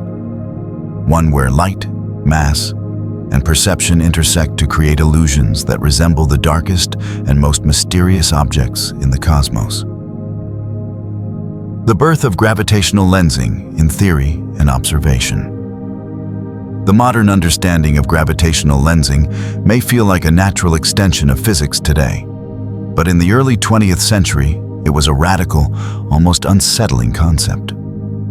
Before Einstein, the idea that gravity could bend light sounded strange. Light was thought to be immune to gravitational influence, a phenomenon governed by completely different rules than matter. In the Newtonian view, gravity acted on mass. Since light had no mass, it should pass unaffected through any gravitational field. Many astronomers accepted this without question, until general relativity reshaped the foundation of gravitational theory itself. Einstein's general theory of relativity, introduced in 1915, described gravity not as a force pulling on objects, but as the curvature of space-time caused by mass. In this model, light does not bend because it is pulled in the traditional sense. It bends because it follows the straightest possible path through a space that has itself been curved. This idea required a complete rethinking of how the universe works. If mass could change the shape of space, then everything passing through that space, including light, should follow the contours of that geometry. Einstein himself predicted that starlight passing near the sun would bend by a small but measurable amount. The amount of bending was tiny, only about 1.75 arc seconds, far too small to detect without precise alignment and careful observation. The opportunity came in 1919 during a total solar eclipse. A team led by Arthur Eddington traveled to observe the event, hoping to photograph stars visible near the solar disk. When the moon temporarily blocked the sun's light, the stars behind the sun could be seen. Their positions, compared to their usual places in the sky, revealed the predicted deflection. The results matched Einstein's theory, providing one of the most dramatic and influential confirmations in the history of science. This moment marked the birth of gravitational lensing as more than a theoretical curiosity. It became observational reality. But even then, the idea remained relatively obscure in astronomy for decades. Early telescopes lacked the sensitivity and resolution needed to detect strong lensing phenomena beyond the solar system. Astronomers knew gravitational lensing existed, but they rarely saw it in action. It was not until the second half of the 20th century, with advances in detectors and imaging techniques, that the phenomenon took its place as a central tool of modern cosmology. One of the first significant breakthroughs came in 1979 with the discovery of the twin quasar, Q0957-561. Astronomers studying a quasar noticed something astonishing. Two quasars appeared in nearly identical positions in the sky, and both exhibited identical spectral signatures. This was strange. What were the odds of two quasars being so precisely matched? The answer emerged quickly. They were not two separate objects, but two lensed images of the same quasar, their light paths diverging as they curved around a massive foreground galaxy. The twin quasar was the first strong gravitational lens ever discovered, and it opened the door to a new era. Suddenly, astronomers could see in real detail how gravity reshaped light across cosmic distances. The phenomenon was no longer a subtle footnote in relativity. It was a powerful observational tool, a means of detecting mass invisible in normal wavelengths. In the decades that followed, more lensing events were discovered. Some appeared as arcs, curved streaks of distorted light around massive galaxies or galaxy clusters. Others appeared as full or partial rings, symmetric and luminous. Each example reinforced how elegantly and dramatically gravity could bend light. But these discoveries also prompted new questions. How could astronomers distinguish between lensing distortions and signatures caused by black holes? That question mattered because some observed shapes bore a superficial resemblance to theoretical predictions around black holes. In particular, certain arcs and rings looked like the photon rings predicted around extremely compact objects. Without the context of the lensing mass, a ring-like structure could be misinterpreted as something happening near an event horizon. Early astronomers had to be cautious not to confuse lensing illusions with genuine signs of black hole gravity. As astronomers studied lensing more deeply, they realized that its effects could be used to detect dark matter, the mysterious substance making up most of the universe's mass. Dark matter does not emit or absorb light, but it exerts gravity. Its presence reveals itself through lensing. Galaxy clusters, for example, contain massive amounts of dark matter, concentrated in halos. These halos amplify lensing signals, producing long arcs and distorted galaxies behind them. In some clusters, the arcs were so pronounced that they resembled cosmic sculptures, sweeping curves shaped by unseen mass. This discovery pushed gravitational lensing to the forefront of cosmology. It showed that lensing was not simply a clever demonstration of curvature. It was a practical method for mapping invisible matter. By analyzing the pattern and intensity of distortions, astronomers could infer the distribution of dark matter with remarkable precision. This capability transformed gravitational lensing into one of the most important tools for studying the universe. The birth of microlensing added another dimension. Unlike strong lensing, microlensing does not create arcs or rings. Instead, it produces brief, temporary brightening of background stars. These brightening events occur when a compact object, such as a star, planet, brown dwarf, or even a black hole, passes in front of a distant star. As the lensing object moves, the background star brightens and fades in a characteristic shape. Microlensing became a powerful method for detecting faint or invisible objects. And it accelerated the search for black hole mimics by showing how gravitational effects alone could reveal hidden masses. Microlensing was particularly important for searching for MACOs, massive compact halo objects, predicted as possible contributors to dark matter. MACO surveys in the 1990s looked for microlensing events in the Large Magellanic Cloud. While these surveys did find lensing events, the number was too small to explain dark matter. Still, the results underscored how easily compact masses could mimic black hole-like gravitational behavior without being black holes at all. The development of lensing theory advanced in parallel with observations. Mathematicians and physicists explored how different mass distributions created distinct lensing patterns. A point mass, like a star, creates a simple brightening curve. A galaxy forms multiple images. A cluster produces arcs. A black hole generates a specific pattern of distortions that could, in theory, match lensing signatures produced by other compact objects. This overlap created the possibility of deceptive similarities.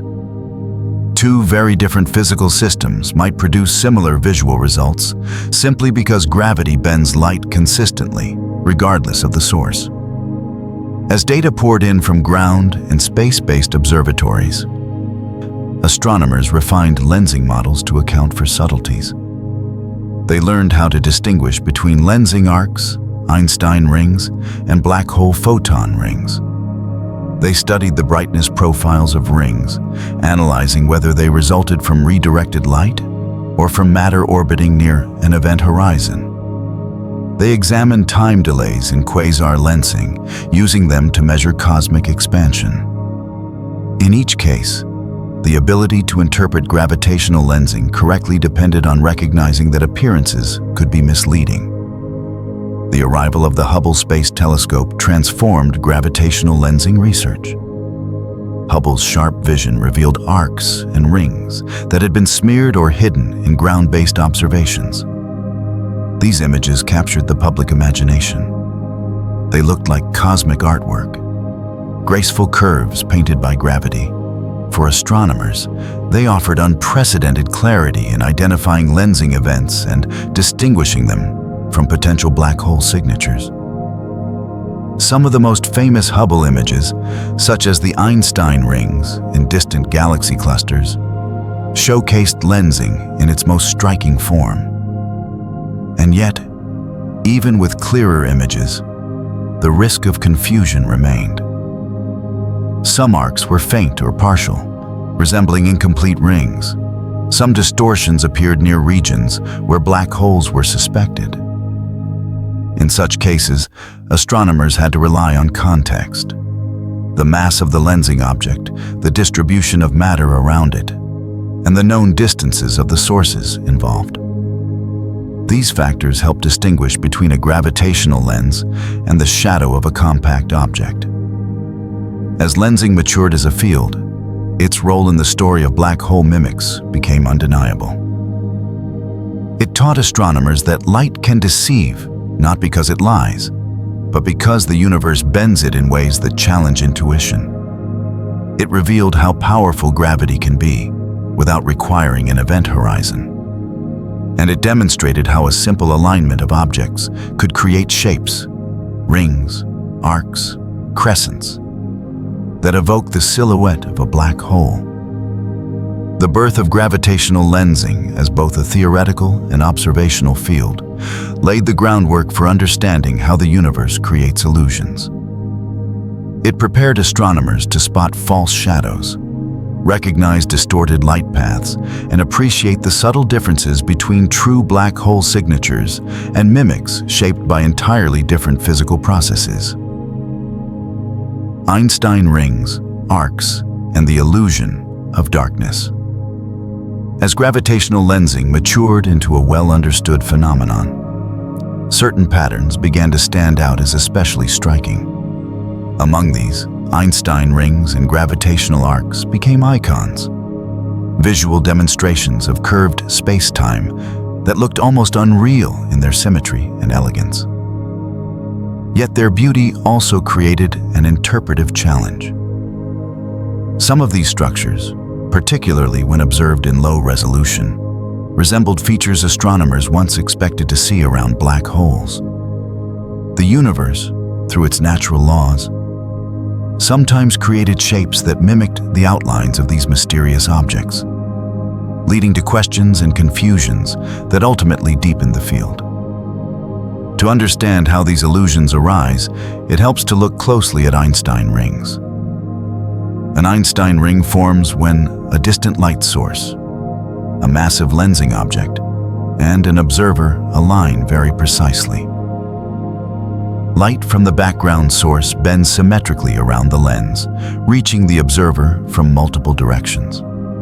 The result is a circular image, a glowing ring of light centered around the lensing mass.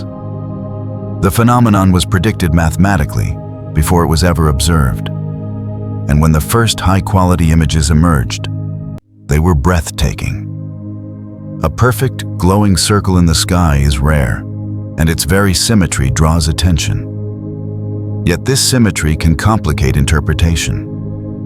Before direct images of black hole shadows existed, many theoretical depictions showed black holes with bright rings surrounding dark centers.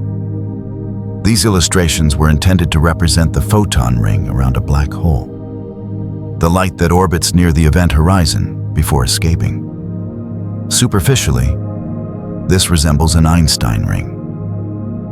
Both involve circular structures of light, both form around massive objects, and both evoke the idea of gravitational influence shaping illumination. But the physics behind them is entirely different. In an Einstein ring, the light originates from a distant source. The mass between the source and observer bends this light, but does not capture it. The ring is therefore a product of geometry, light being redirected from all sides. In contrast, a black hole's photon ring arises from light emitted or scattered near the black hole, circling around its intense gravitational well. The ring forms not from alignment, but from extreme curvature very close to the event horizon. This difference has profound observational consequences. Nonetheless, early astronomical images blurred these distinctions. Resolution limitations meant that faint rings or arcs could appear as dark-centered circular structures. Without clarity, some astronomers entertained the possibility that certain rings might be associated with black holes or exotic gravitational phenomena. It took detailed modeling and better imaging to confidently separate lensing rings from event horizon shadows. Even today, someone unfamiliar with the physics behind each phenomenon might confuse the two on a casual inspection. Their visual resemblance is strong, and in astronomy, appearances sometimes offer the first hints that must later be untangled scientifically. Gravitational arcs present another form of mimicry. When alignment is not exact, light does not produce a perfect circle, but instead stretches into curved segments. These arcs vary in length and brightness, sometimes forming sweeping crescents or thin streaks bent around the lens.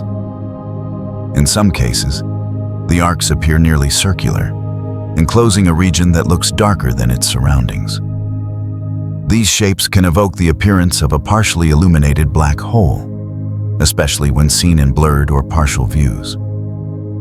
Some arcs occur in regions where black holes are known to exist.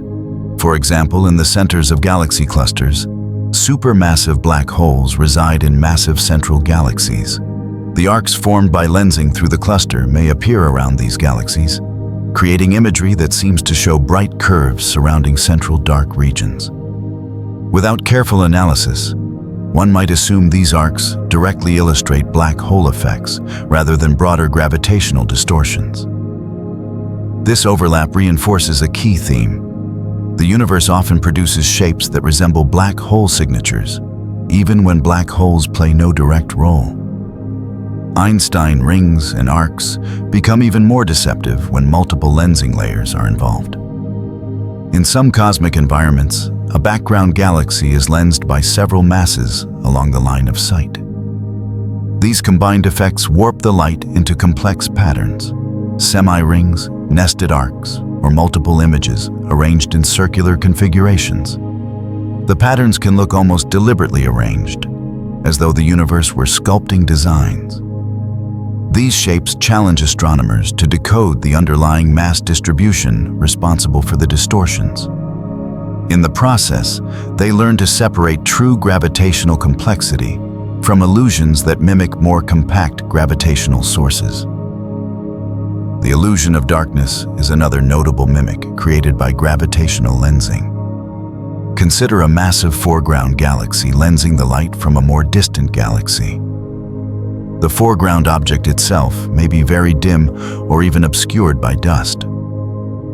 As the light from the background source wraps around this foreground mass, it creates arcs or rings that highlight the region. But the central area, containing the lensing object, may appear dark from the perspective of the observer. This can produce an image with a bright circular structure surrounding a dark center, superficially resembling a black hole shadow. Yet the darkness in the center has nothing to do with an event horizon. It simply reflects the absence of background illumination in that direction. In fact, some early low-resolution images of Einstein rings did lead observers to speculate about black hole-like objects. Without detailed knowledge of lensing physics, the combination of a dark interior region and a luminous outer ring appeared suspiciously similar to theoretical black hole imagery. As understanding improved, these confusions were resolved. But the lesson remained. Light bent by massive objects can produce images that require context to interpret correctly. One of the more intriguing forms of mimicry occurs when gravitational lensing interacts with complex background galaxies. Some galaxies have bright central regions, spiral arms, or clumpy star-forming regions. When these structures are lensed, the arcs they form may include bright spots or patterns resembling accretion disk features. In rare cases, the alignment produces bright, curved streaks that look like jets or energy emissions. Not because such jets exist, but because lensing stretches portions of the background galaxy into elongated forms.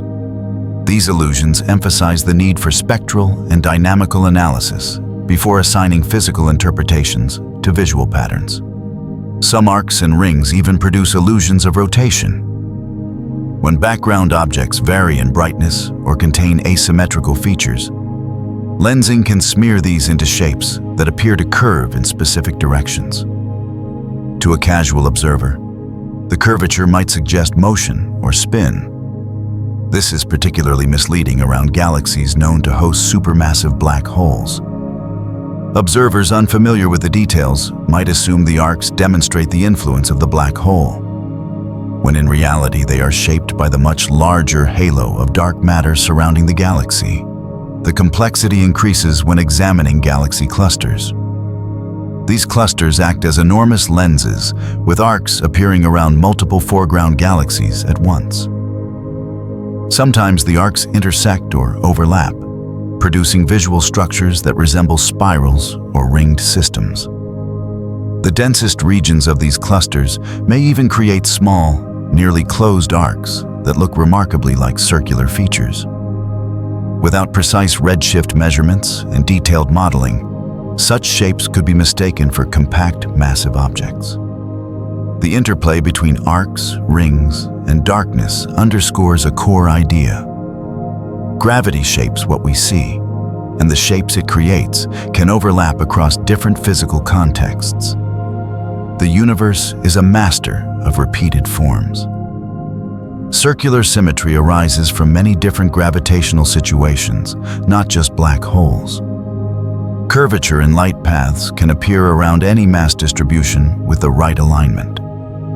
Darkness can result from lack of background light, not just from an event horizon. Nonetheless, these illusions enrich astronomy rather than detract from it. They force astronomers to analyze light carefully, to consider geometry, mass distribution, redshift patterns, and spectral signatures. This deeper analysis helps build a more complete picture of the cosmos.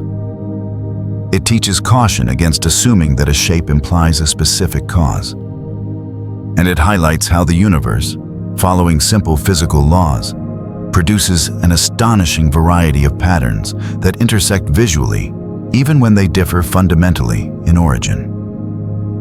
Einstein rings and arcs therefore hold a dual place in astronomy. They are scientific tools, markers that reveal the presence of unseen mass, tracers of dark matter halos, magnifiers of distant galaxies that would otherwise be invisible. But they are also reminders of how easily the eye can be deceived. A luminous ring may not imply a compact object at its center.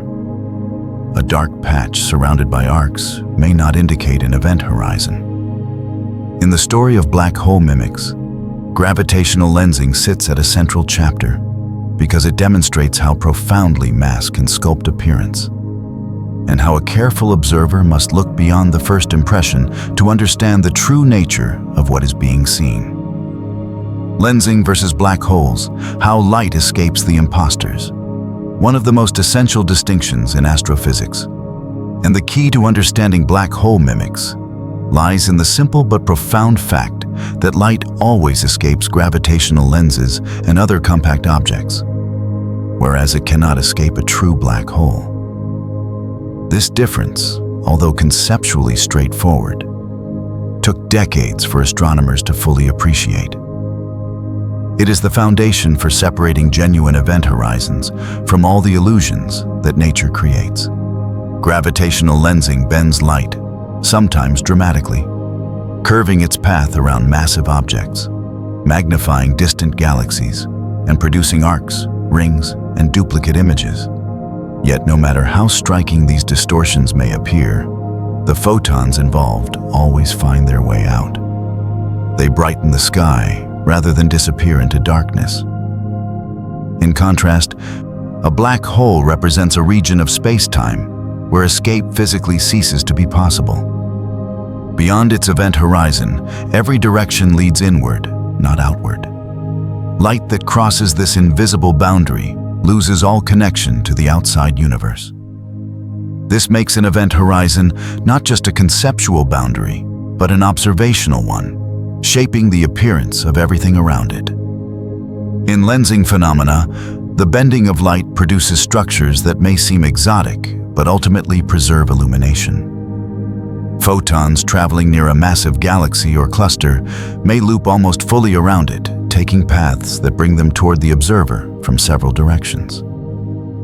These multiple paths can create multiple images of a single distant object, arranged symmetrically or stretched into arcs. The effect is visually powerful, often surprising, and entirely consistent with the behavior of light in curved space-time. A key point is that the photons do not slow down, vanish, or become trapped. They pass by the lensing mass and continue outward. Even in cases where the bending is extreme, the light eventually escapes the gravitational influence and arrives at its destination, creating the beautiful illusions astronomers observe. By contrast, light near a black hole behaves in a fundamentally different way.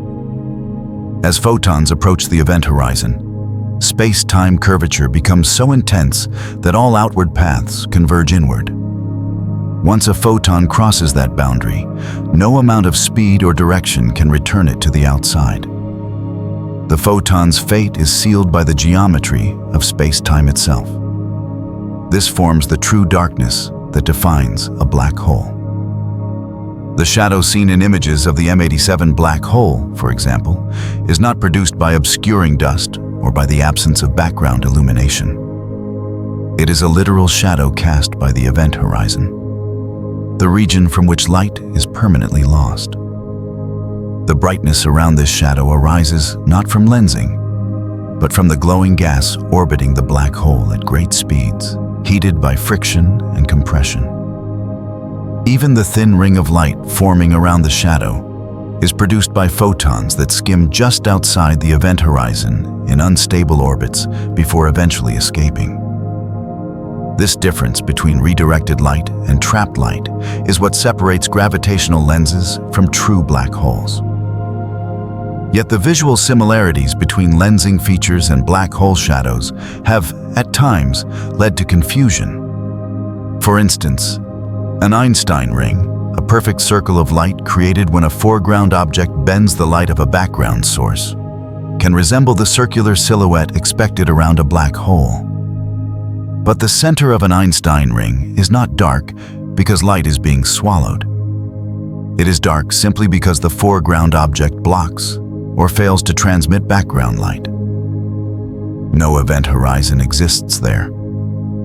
Similarly, gravitational arcs produced by galaxy clusters sometimes curve so gracefully that they appear to outline a central void, imitating the look of a black hole's silhouette. But that central region remains accessible to light. It is usually filled with the mass responsible for the lensing, often a galaxy or cluster whose brightness may be low or obscured. The behavior of multiple images provides another crucial distinction.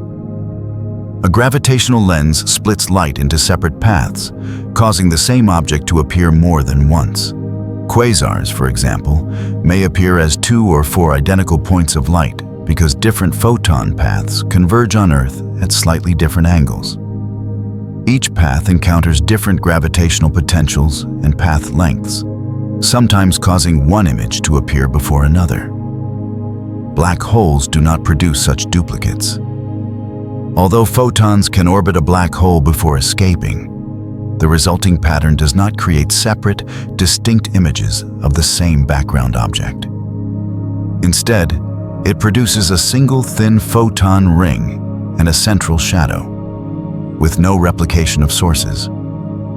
The duplication seen in lensing is therefore a strong indicator of redirected rather than trapped light. Brightness patterns also help distinguish lensing effects from black hole environments. Gravitational lenses often amplify light unevenly, creating arcs or rings brighter on one side due to magnification gradients in the lensing mass. These patterns depend on the alignment between the observer, the lens, and the source. Black hole brightness, however, depends on accretion physics. The luminous gas swirling near the event horizon emits high-energy radiation that peaks in predictable ways. These emissions generally form crescents due to relativistic beaming, not irregular brightening caused by magnification. Thus, the origin of brightness offers clues. Lensing amplifies light from a distant source, while black holes generate their own radiation from material falling inward. Mathematically, the distinction between lensing and trapping is equally clear. In any gravitational lensing scenario, no matter how massive the lens, the space-time curvature always allows outward null geodesics. Paths light can follow away from the mass. Light may loop or bend, but it does not become confined. In the geometry of a black hole, the event horizon marks the point at which all outward-directed null geodesics curve back inward. This is why even the fastest possible object, light, cannot escape. The physical laws do not merely make escape difficult, they eliminate escape altogether. The difference is not a matter of degree, but of kind. Closer examination of photon behavior adds further clarity. Some extremely compact objects, without event horizons, can still bend light enough to create something resembling a photon ring. But these rings are incomplete or unstable. The photons always escape after partial orbits. A true black hole, however, supports a photon sphere, a region where photons can orbit indefinitely, held in place by extreme curvature. While the orbits are technically unstable, photons can circle the black hole multiple times before escaping. This ability creates the thin, bright ring seen in black hole images. No object without an event horizon can replicate the exact features of this ring. The physics simply does not allow it. Time delays also offer insight. In gravitational lensing, Multiple light paths reach the observer at different times, because each path travels through varying amounts of gravitational curvature. This produces measurable delays, sometimes days or weeks apart, which scientists use to study cosmic expansion. Black holes, however, do not create independent light paths in this way. Their photon rings and accretion disks do not produce separate, time-shifted copies of the same object. The temporal behavior of light therefore distinguishes lenses from horizons even when the shapes appear similar. Accretion behavior provides another strong diagnostic. Matter falling into a black hole heats to extreme temperatures, emitting X-rays and gamma rays. The pattern of emission depends on the physics of the innermost stable circular orbit, a region unique to black holes. Objects without event horizons, including lensing masses, cannot reproduce this pattern. Their emissions arise from different mechanisms and show different spectral signatures. This divergence helps astronomers identify when an apparent dark spot is truly a black hole and not a mimic created by lensing or compact matter. Despite all these differences, the visual resemblance between gravitational lensing features and black hole shadows is strong enough that interpretations must be made carefully. The universe does not create illusions intentionally. It simply follows physical laws that sometimes produce similar shapes from very different causes. Circular symmetry is common, and darkness is common, so the combination can easily mislead without deeper analysis. Understanding that light escapes from gravitational lenses, while it cannot escape from black holes, provides a powerful framework for distinguishing them. It teaches astronomers to analyze not only the shapes they observe, but the behavior of the light that forms those shapes. It reinforces the idea that even in a universe filled with illusions, the underlying physics provides clear markers for those willing to interpret them carefully. The violent birth of neutron stars. Neutron stars are among the most extraordinary objects in the universe, born from events so violent that they reshape matter at the deepest levels. Though smaller and less mysterious than black holes, they represent a natural gateway into understanding black hole mimics, because their properties overlap with black holes in surprising and often confusing ways. The story of a neutron star begins at the end of a massive star's life, in a moment when the delicate balance that kept the star shining finally collapses. This collapse is not gentle or slow. It is abrupt, catastrophic, and unimaginably energetic. A supernova explosion, one of the most spectacular processes in the cosmos. For most of its life, a massive star exists in equilibrium. Deep in its core, nuclear fusion converts hydrogen into helium, producing the outward radiation pressure that counteracts gravity's inward pull. As long as fusion continues, the star remains stable. But massive stars burn fuel faster than smaller ones.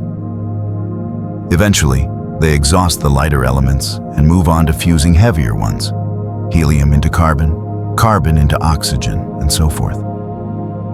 Each stage proceeds more rapidly than the last, and the core becomes increasingly compact and hot. The star ultimately produces iron, an element that cannot release energy through fusion. Once the core becomes dominated by iron, the fusion engine stalls. Without the outward pressure of fusion, gravity gains the upper hand and the core's collapse begins. The collapse happens in mere seconds. The star's core, which may have had a radius of thousands of kilometers, shrinks to a few tens of kilometers or less. The density skyrockets to levels unimaginable in ordinary experience. Atomic nuclei are crushed together.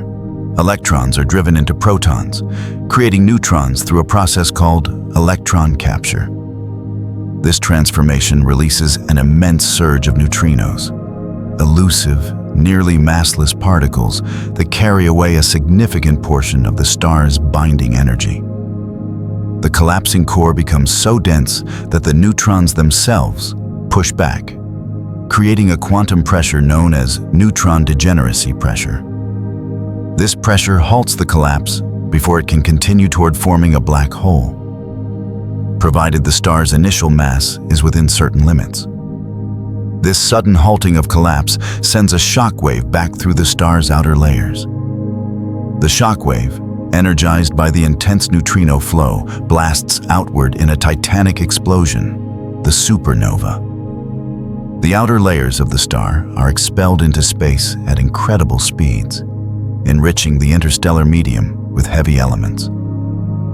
For a brief period, the supernova can outshine an entire galaxy, its brilliance visible across vast cosmic distances. What remains at the center, however, is the newly formed neutron star, the dense core left behind after the star's violent self-destruction. A neutron star's density is so extreme that it defies ordinary comparison. Imagine compressing the mass of the Sun into a sphere roughly 20 kilometers across, about the size of a large city. A single teaspoon of neutron star material would weigh billions of tons on Earth. This density means gravity at the surface is incredibly strong, second only to black holes themselves.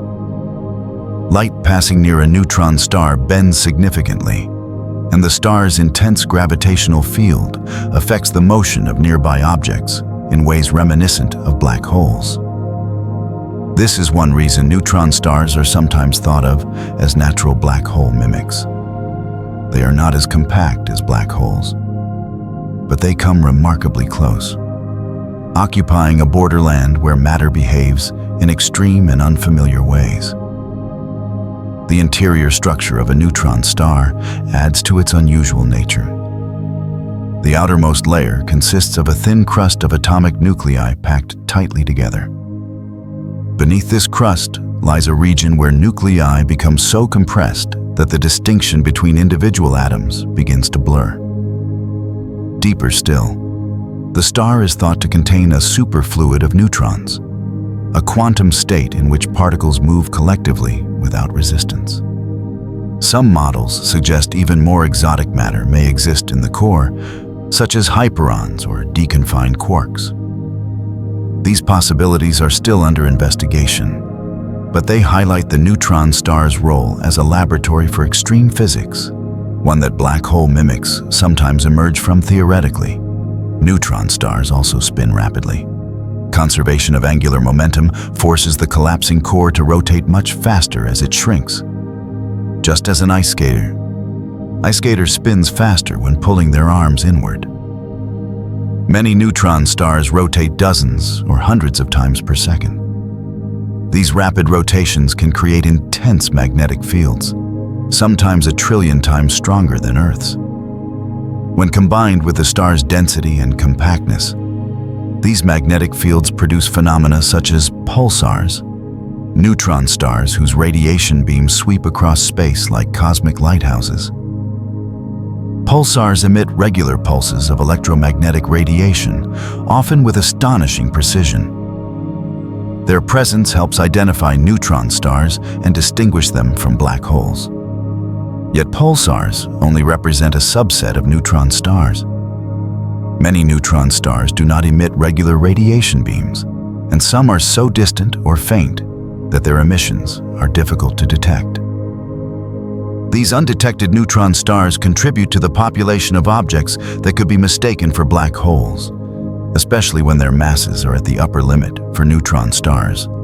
A neutron star near this limit might exert gravitational influence similar to that expected of a low-mass black hole, creating challenges in classification based on motion or mass measurements alone. The surface of a neutron star presents another contrast with black holes. Unlike a black hole, which has no surface but an event horizon instead, a neutron star has a definite physical boundary. Matter falling onto this surface produces energetic bursts of radiation, including X-ray bursts that arise when accreted material undergoes thermonuclear reactions. These bursts provide valuable observational clues.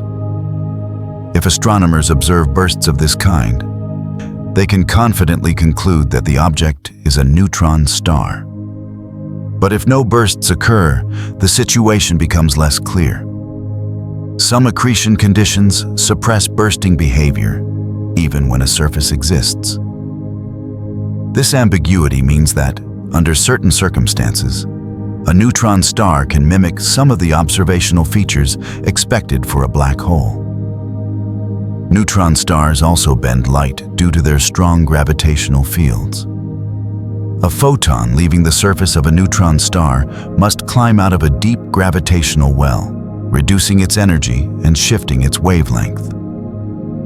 This gravitational redshift can be substantial, though still less dramatic than what occurs near a black hole. From a distance, the compactness of a neutron star can create visual distortions. If viewed up close, the light-bending effect would allow an observer to see more than half of the neutron star's surface at once. This warping of appearance illustrates how close neutron stars are to the boundary where event horizons might form, and why they can resemble black holes in certain observational contexts. Despite these similarities, neutron stars differ fundamentally from black holes. They possess surfaces. They emit detectable radiation directly from those surfaces, and they allow light to escape from all regions above them. No matter how strong their gravity becomes, neutron stars cannot trap light in the way black holes do. Their gravitational influence diminishes rapidly with distance, and their structural stability, supported by neutron degeneracy pressure, prevents them from collapsing unless additional mass is added. These differences become crucial when distinguishing neutron stars from black holes in binary systems or dense stellar environments. The birth of neutron stars is therefore not just a story of destruction and collapse. It is also a story of survival, of matter resisting total gravitational collapse through quantum mechanisms that only manifest at extraordinary densities. This survival creates objects that lie near the boundary of black hole formation, but remain fundamentally distinct. Their existence adds complexity to the interpretation of compact objects in the universe, because neutron stars can produce gravitational effects, electromagnetic signatures, and mass estimates that resemble those expected from black holes. Understanding their formation and properties allows astronomers to better identify when they are observing a true black hole and when they are witnessing the aftermath of a star's explosive death. Neutron stars bridge the gap between familiar astrophysical processes and the extreme domain of black holes. They illustrate how gravity can reshape matter without destroying it entirely, and how compactness alone cannot define a black hole. Their violent births mark the beginning of this journey, but their enduring properties, dense, compact, extreme, and full of complex physics, make them essential figures in the study of black hole mimics. Life on the edge of collapse, near black hole compactness, neutron stars occupy a remarkable position in the universe. They exist balanced on the razor-thin boundary between stability and gravitational collapse.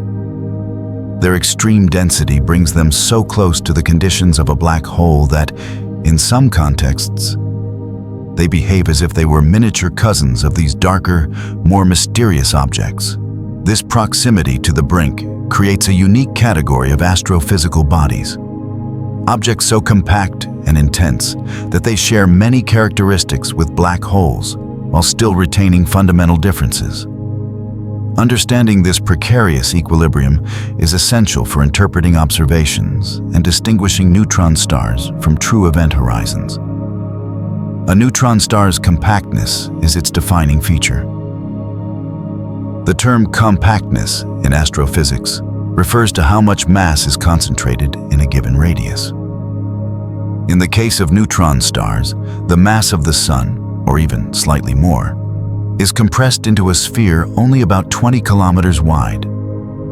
This incredible density means the gravitational field at the surface is extraordinarily strong. In fact, the escape velocity from a neutron star is close to half the speed of light. That alone places these objects in a realm few other stellar remnants can approach. Their gravitational curvature bends space-time so sharply that light emitted from their surfaces must struggle uphill against an intense gravitational gradient. Because of this, photons leaving the surface of a neutron star are redshifted, stretched to longer wavelengths by the time they reach a distant observer. This gravitational redshift is a measurable effect, visible in spectral lines emitted by atoms or plasma near the star's surface. While the redshift is not as extreme as what occurs near an event horizon, it is strong enough that early spectroscopic observations sometimes hinted at compact objects that seemed closer to black holes than neutron stars. The challenge was, and continues to be, determining where exactly the boundary lies. How close can matter come to forming a black hole before the last remaining quantum forces push back? The limiting factor in this process is known as the Tolman-Oppenheimer-Volkoff limit, the maximum mass a neutron star can have before neutron degeneracy pressure fails to counter gravity. If a neutron star accretes enough matter, or if two neutron stars merge, the resulting mass may exceed this limit. When that happens, no known physical force can prevent collapse into a black hole. This threshold illustrates the delicate balance at the heart of neutron star physics. A small increase in mass can push the star into a fundamentally different category of object. Observations show that many neutron stars exist near this threshold, making them appear, in some ways, like proto-black holes waiting for one more push to collapse. This borderline status creates situations in which neutron stars behave like black hole mimics. Consider the case of neutron stars in binary systems. As matter from a companion star falls onto a neutron star, it builds up on the surface. The neutron star grows more massive, more compact, and closer to the critical threshold. Its gravitational field strengthens, its redshift increases, and its curvature approaches black hole-like intensity. In some cases, the accretion rate becomes so high that matter spirals inward in a manner nearly indistinguishable from accretion onto a black hole.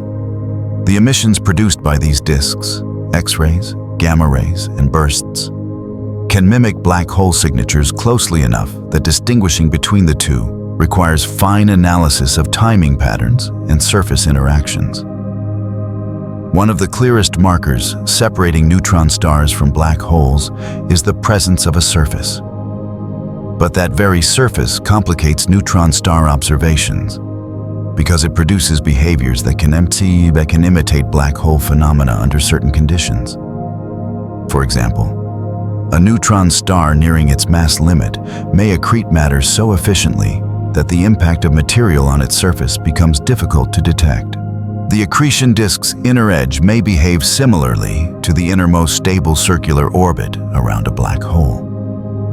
In such cases, the emission profile mimics that of a black hole's accretion disk closely enough that only the absence or presence of surface-generated bursts provides a decisive clue.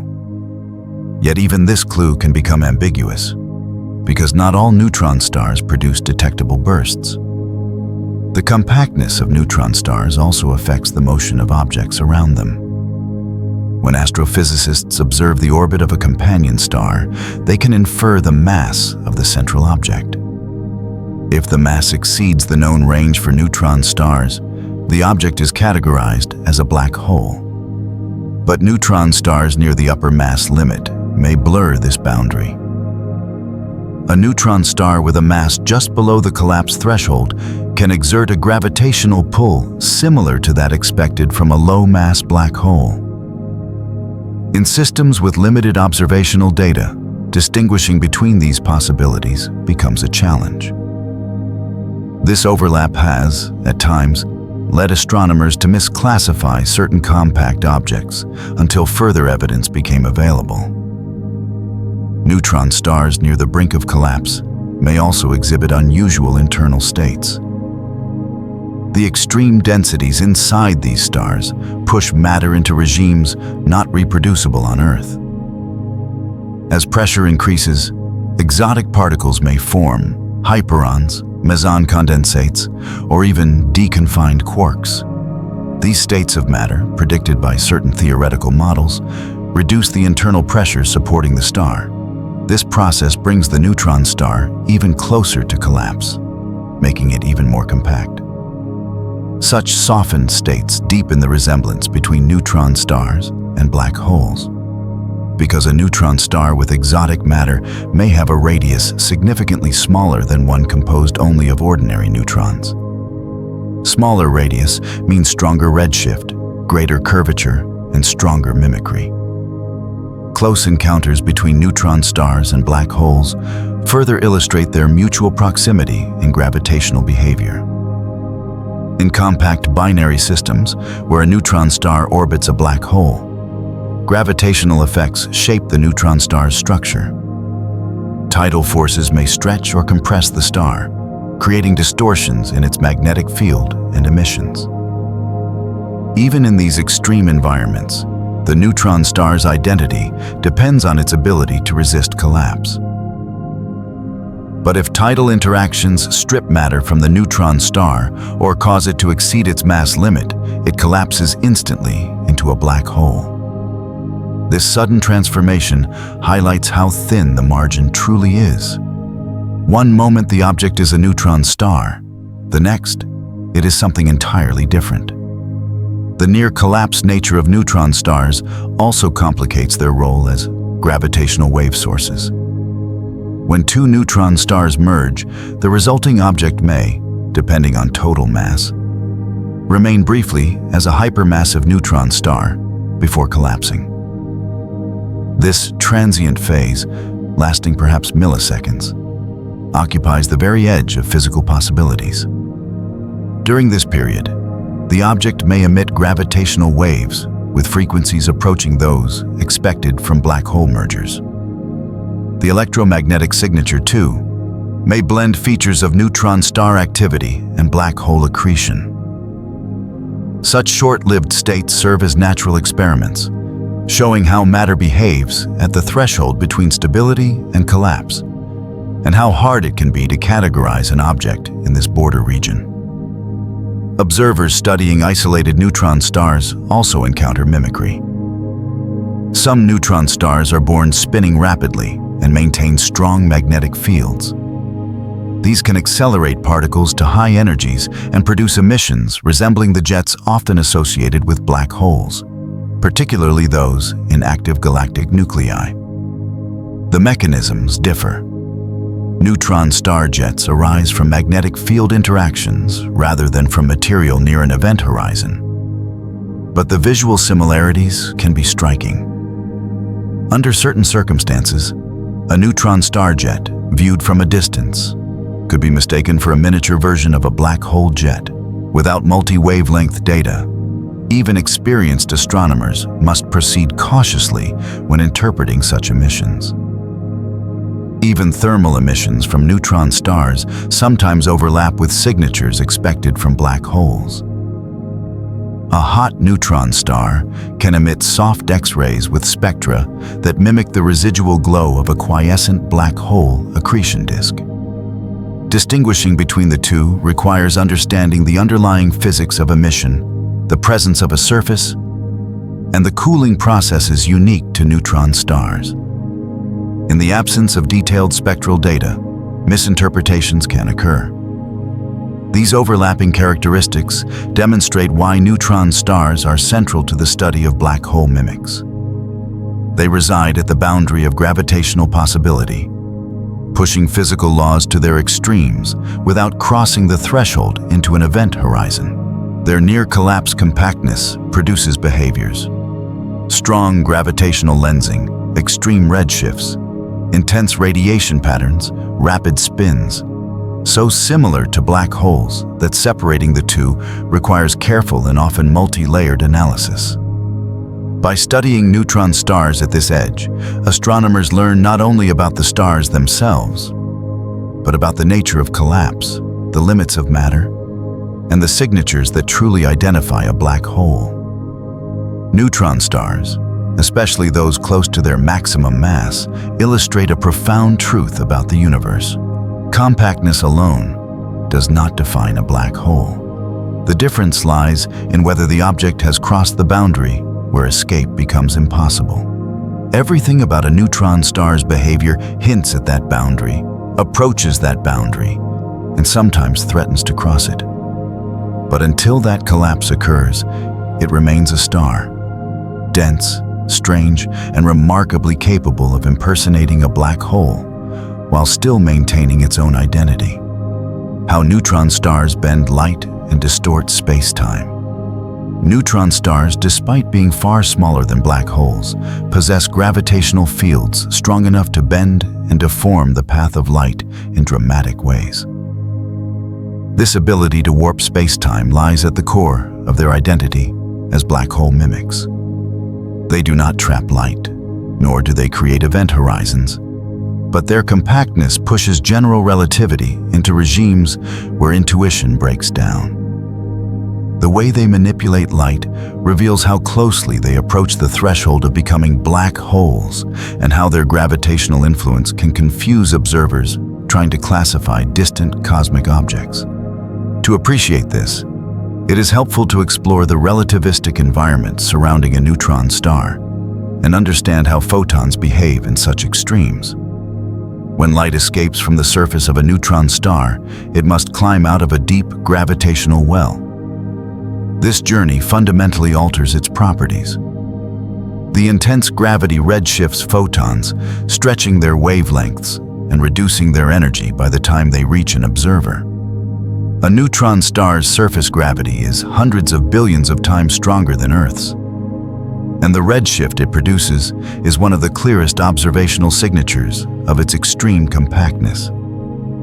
In some neutron stars, gravitational redshift becomes strong enough that spectral lines shift significantly from where they would appear under normal conditions. This shift can be so pronounced that without careful analysis, early astronomers might interpret it as a sign of an even more compact object, such as a black hole. The warping of space-time around a neutron star does more than alter photon wavelengths. It also bends the paths photons take. If one were standing on a neutron star's surface, assuming such a feat were possible, one would see more than half of the star's surface at once. This unusual effect arises because light emitted from the far side of the star can still reach the observer after curving around the intense gravitational field. In other words, the gravitational bending is so strong that the star appears visually flattened or widened, revealing areas that should be hidden from direct line of sight. This phenomenon emphasizes how deeply neutron stars distort the geometry of their surroundings, bending the fabric of space-time sufficiently to alter basic notions of visibility. This light bending also affects how astronomers interpret neutron stars from afar. When observed from a distance, the neutron star may appear slightly larger than its physical radius because the gravity-warped image projects more surface area outward. In some configurations, especially when the star spins rapidly and exhibits hotspots on its surface, the light from these hotspots appears to shift or smear across the field of view. The timing and shape of these signals must be corrected for gravitational bending to properly model the star's rotation. Without such corrections, the star's physical properties, its radius, mass, temperature, and shape, would be misinterpreted. Thus, the ability of neutron stars to bend light not only produces compelling visual effects, but directly affects scientific measurements in profound ways. Neutron stars also produce space-time distortions through their extreme gravity in ways reminiscent of black holes, but still fundamentally distinct. While black holes create a region from which light cannot return, neutron stars generate curvature intense enough to significantly divert photon paths without fully closing them off. A photon passing close to a neutron star may arc around it in a curved trajectory, deviating from what would otherwise be a straight line. In cases where the neutron star has a strong magnetic field, additional complications arise. Photons emitted near magnetic poles may travel along curved magnetic field lines and then experience further deflection from gravity. The combination of magnetic and gravitational bending can create irregular, sometimes puzzling emission patterns. Another layer of complexity comes from the rapid spin of many neutron stars. Rotating neutron stars, especially millisecond pulsars, flatten slightly at the poles due to centrifugal forces. This distortion, combined with relativistic frame dragging, the twisting of space-time caused by rotation, changes how photons move near the star. Frame dragging is a phenomenon predicted by general relativity in which the rotation of a massive object drags space-time around with it. Around rapidly spinning neutron stars, frame dragging becomes noticeable, influencing the motion of nearby particles and the propagation of light. While not as intense as the frame dragging around a rotating black hole, it still alters photon trajectories enough to require careful modeling. When neutron stars possess extremely strong magnetic fields, as in the case of magnetars, the interaction between light and the magnetic environment becomes even more dramatic. Magnetic fields billions or trillions of times stronger than Earth's can polarize light, distort emission patterns, and create pair production zones where photons convert into particles. Although these processes differ from those near black holes, their combined effect on observable radiation adds another layer of mimicry. The viewer sees a complex blend of gravitational bending, magnetic distortion, and surface emissions, a mix that can resemble the behavior of matter near a compact, high-gravity region. Another factor in neutron star mimicry lies in the behavior of accretion flows. When matter spirals toward a neutron star, the light emitted from the accretion disk is also bent by the star's gravity. This bending can create asymmetries in brightness, making the disk appear warped or partially obscured depending on viewing angle. In some cases, the inner edge of the disk behaves in a way similar to the region around a black hole's innermost stable circular orbit.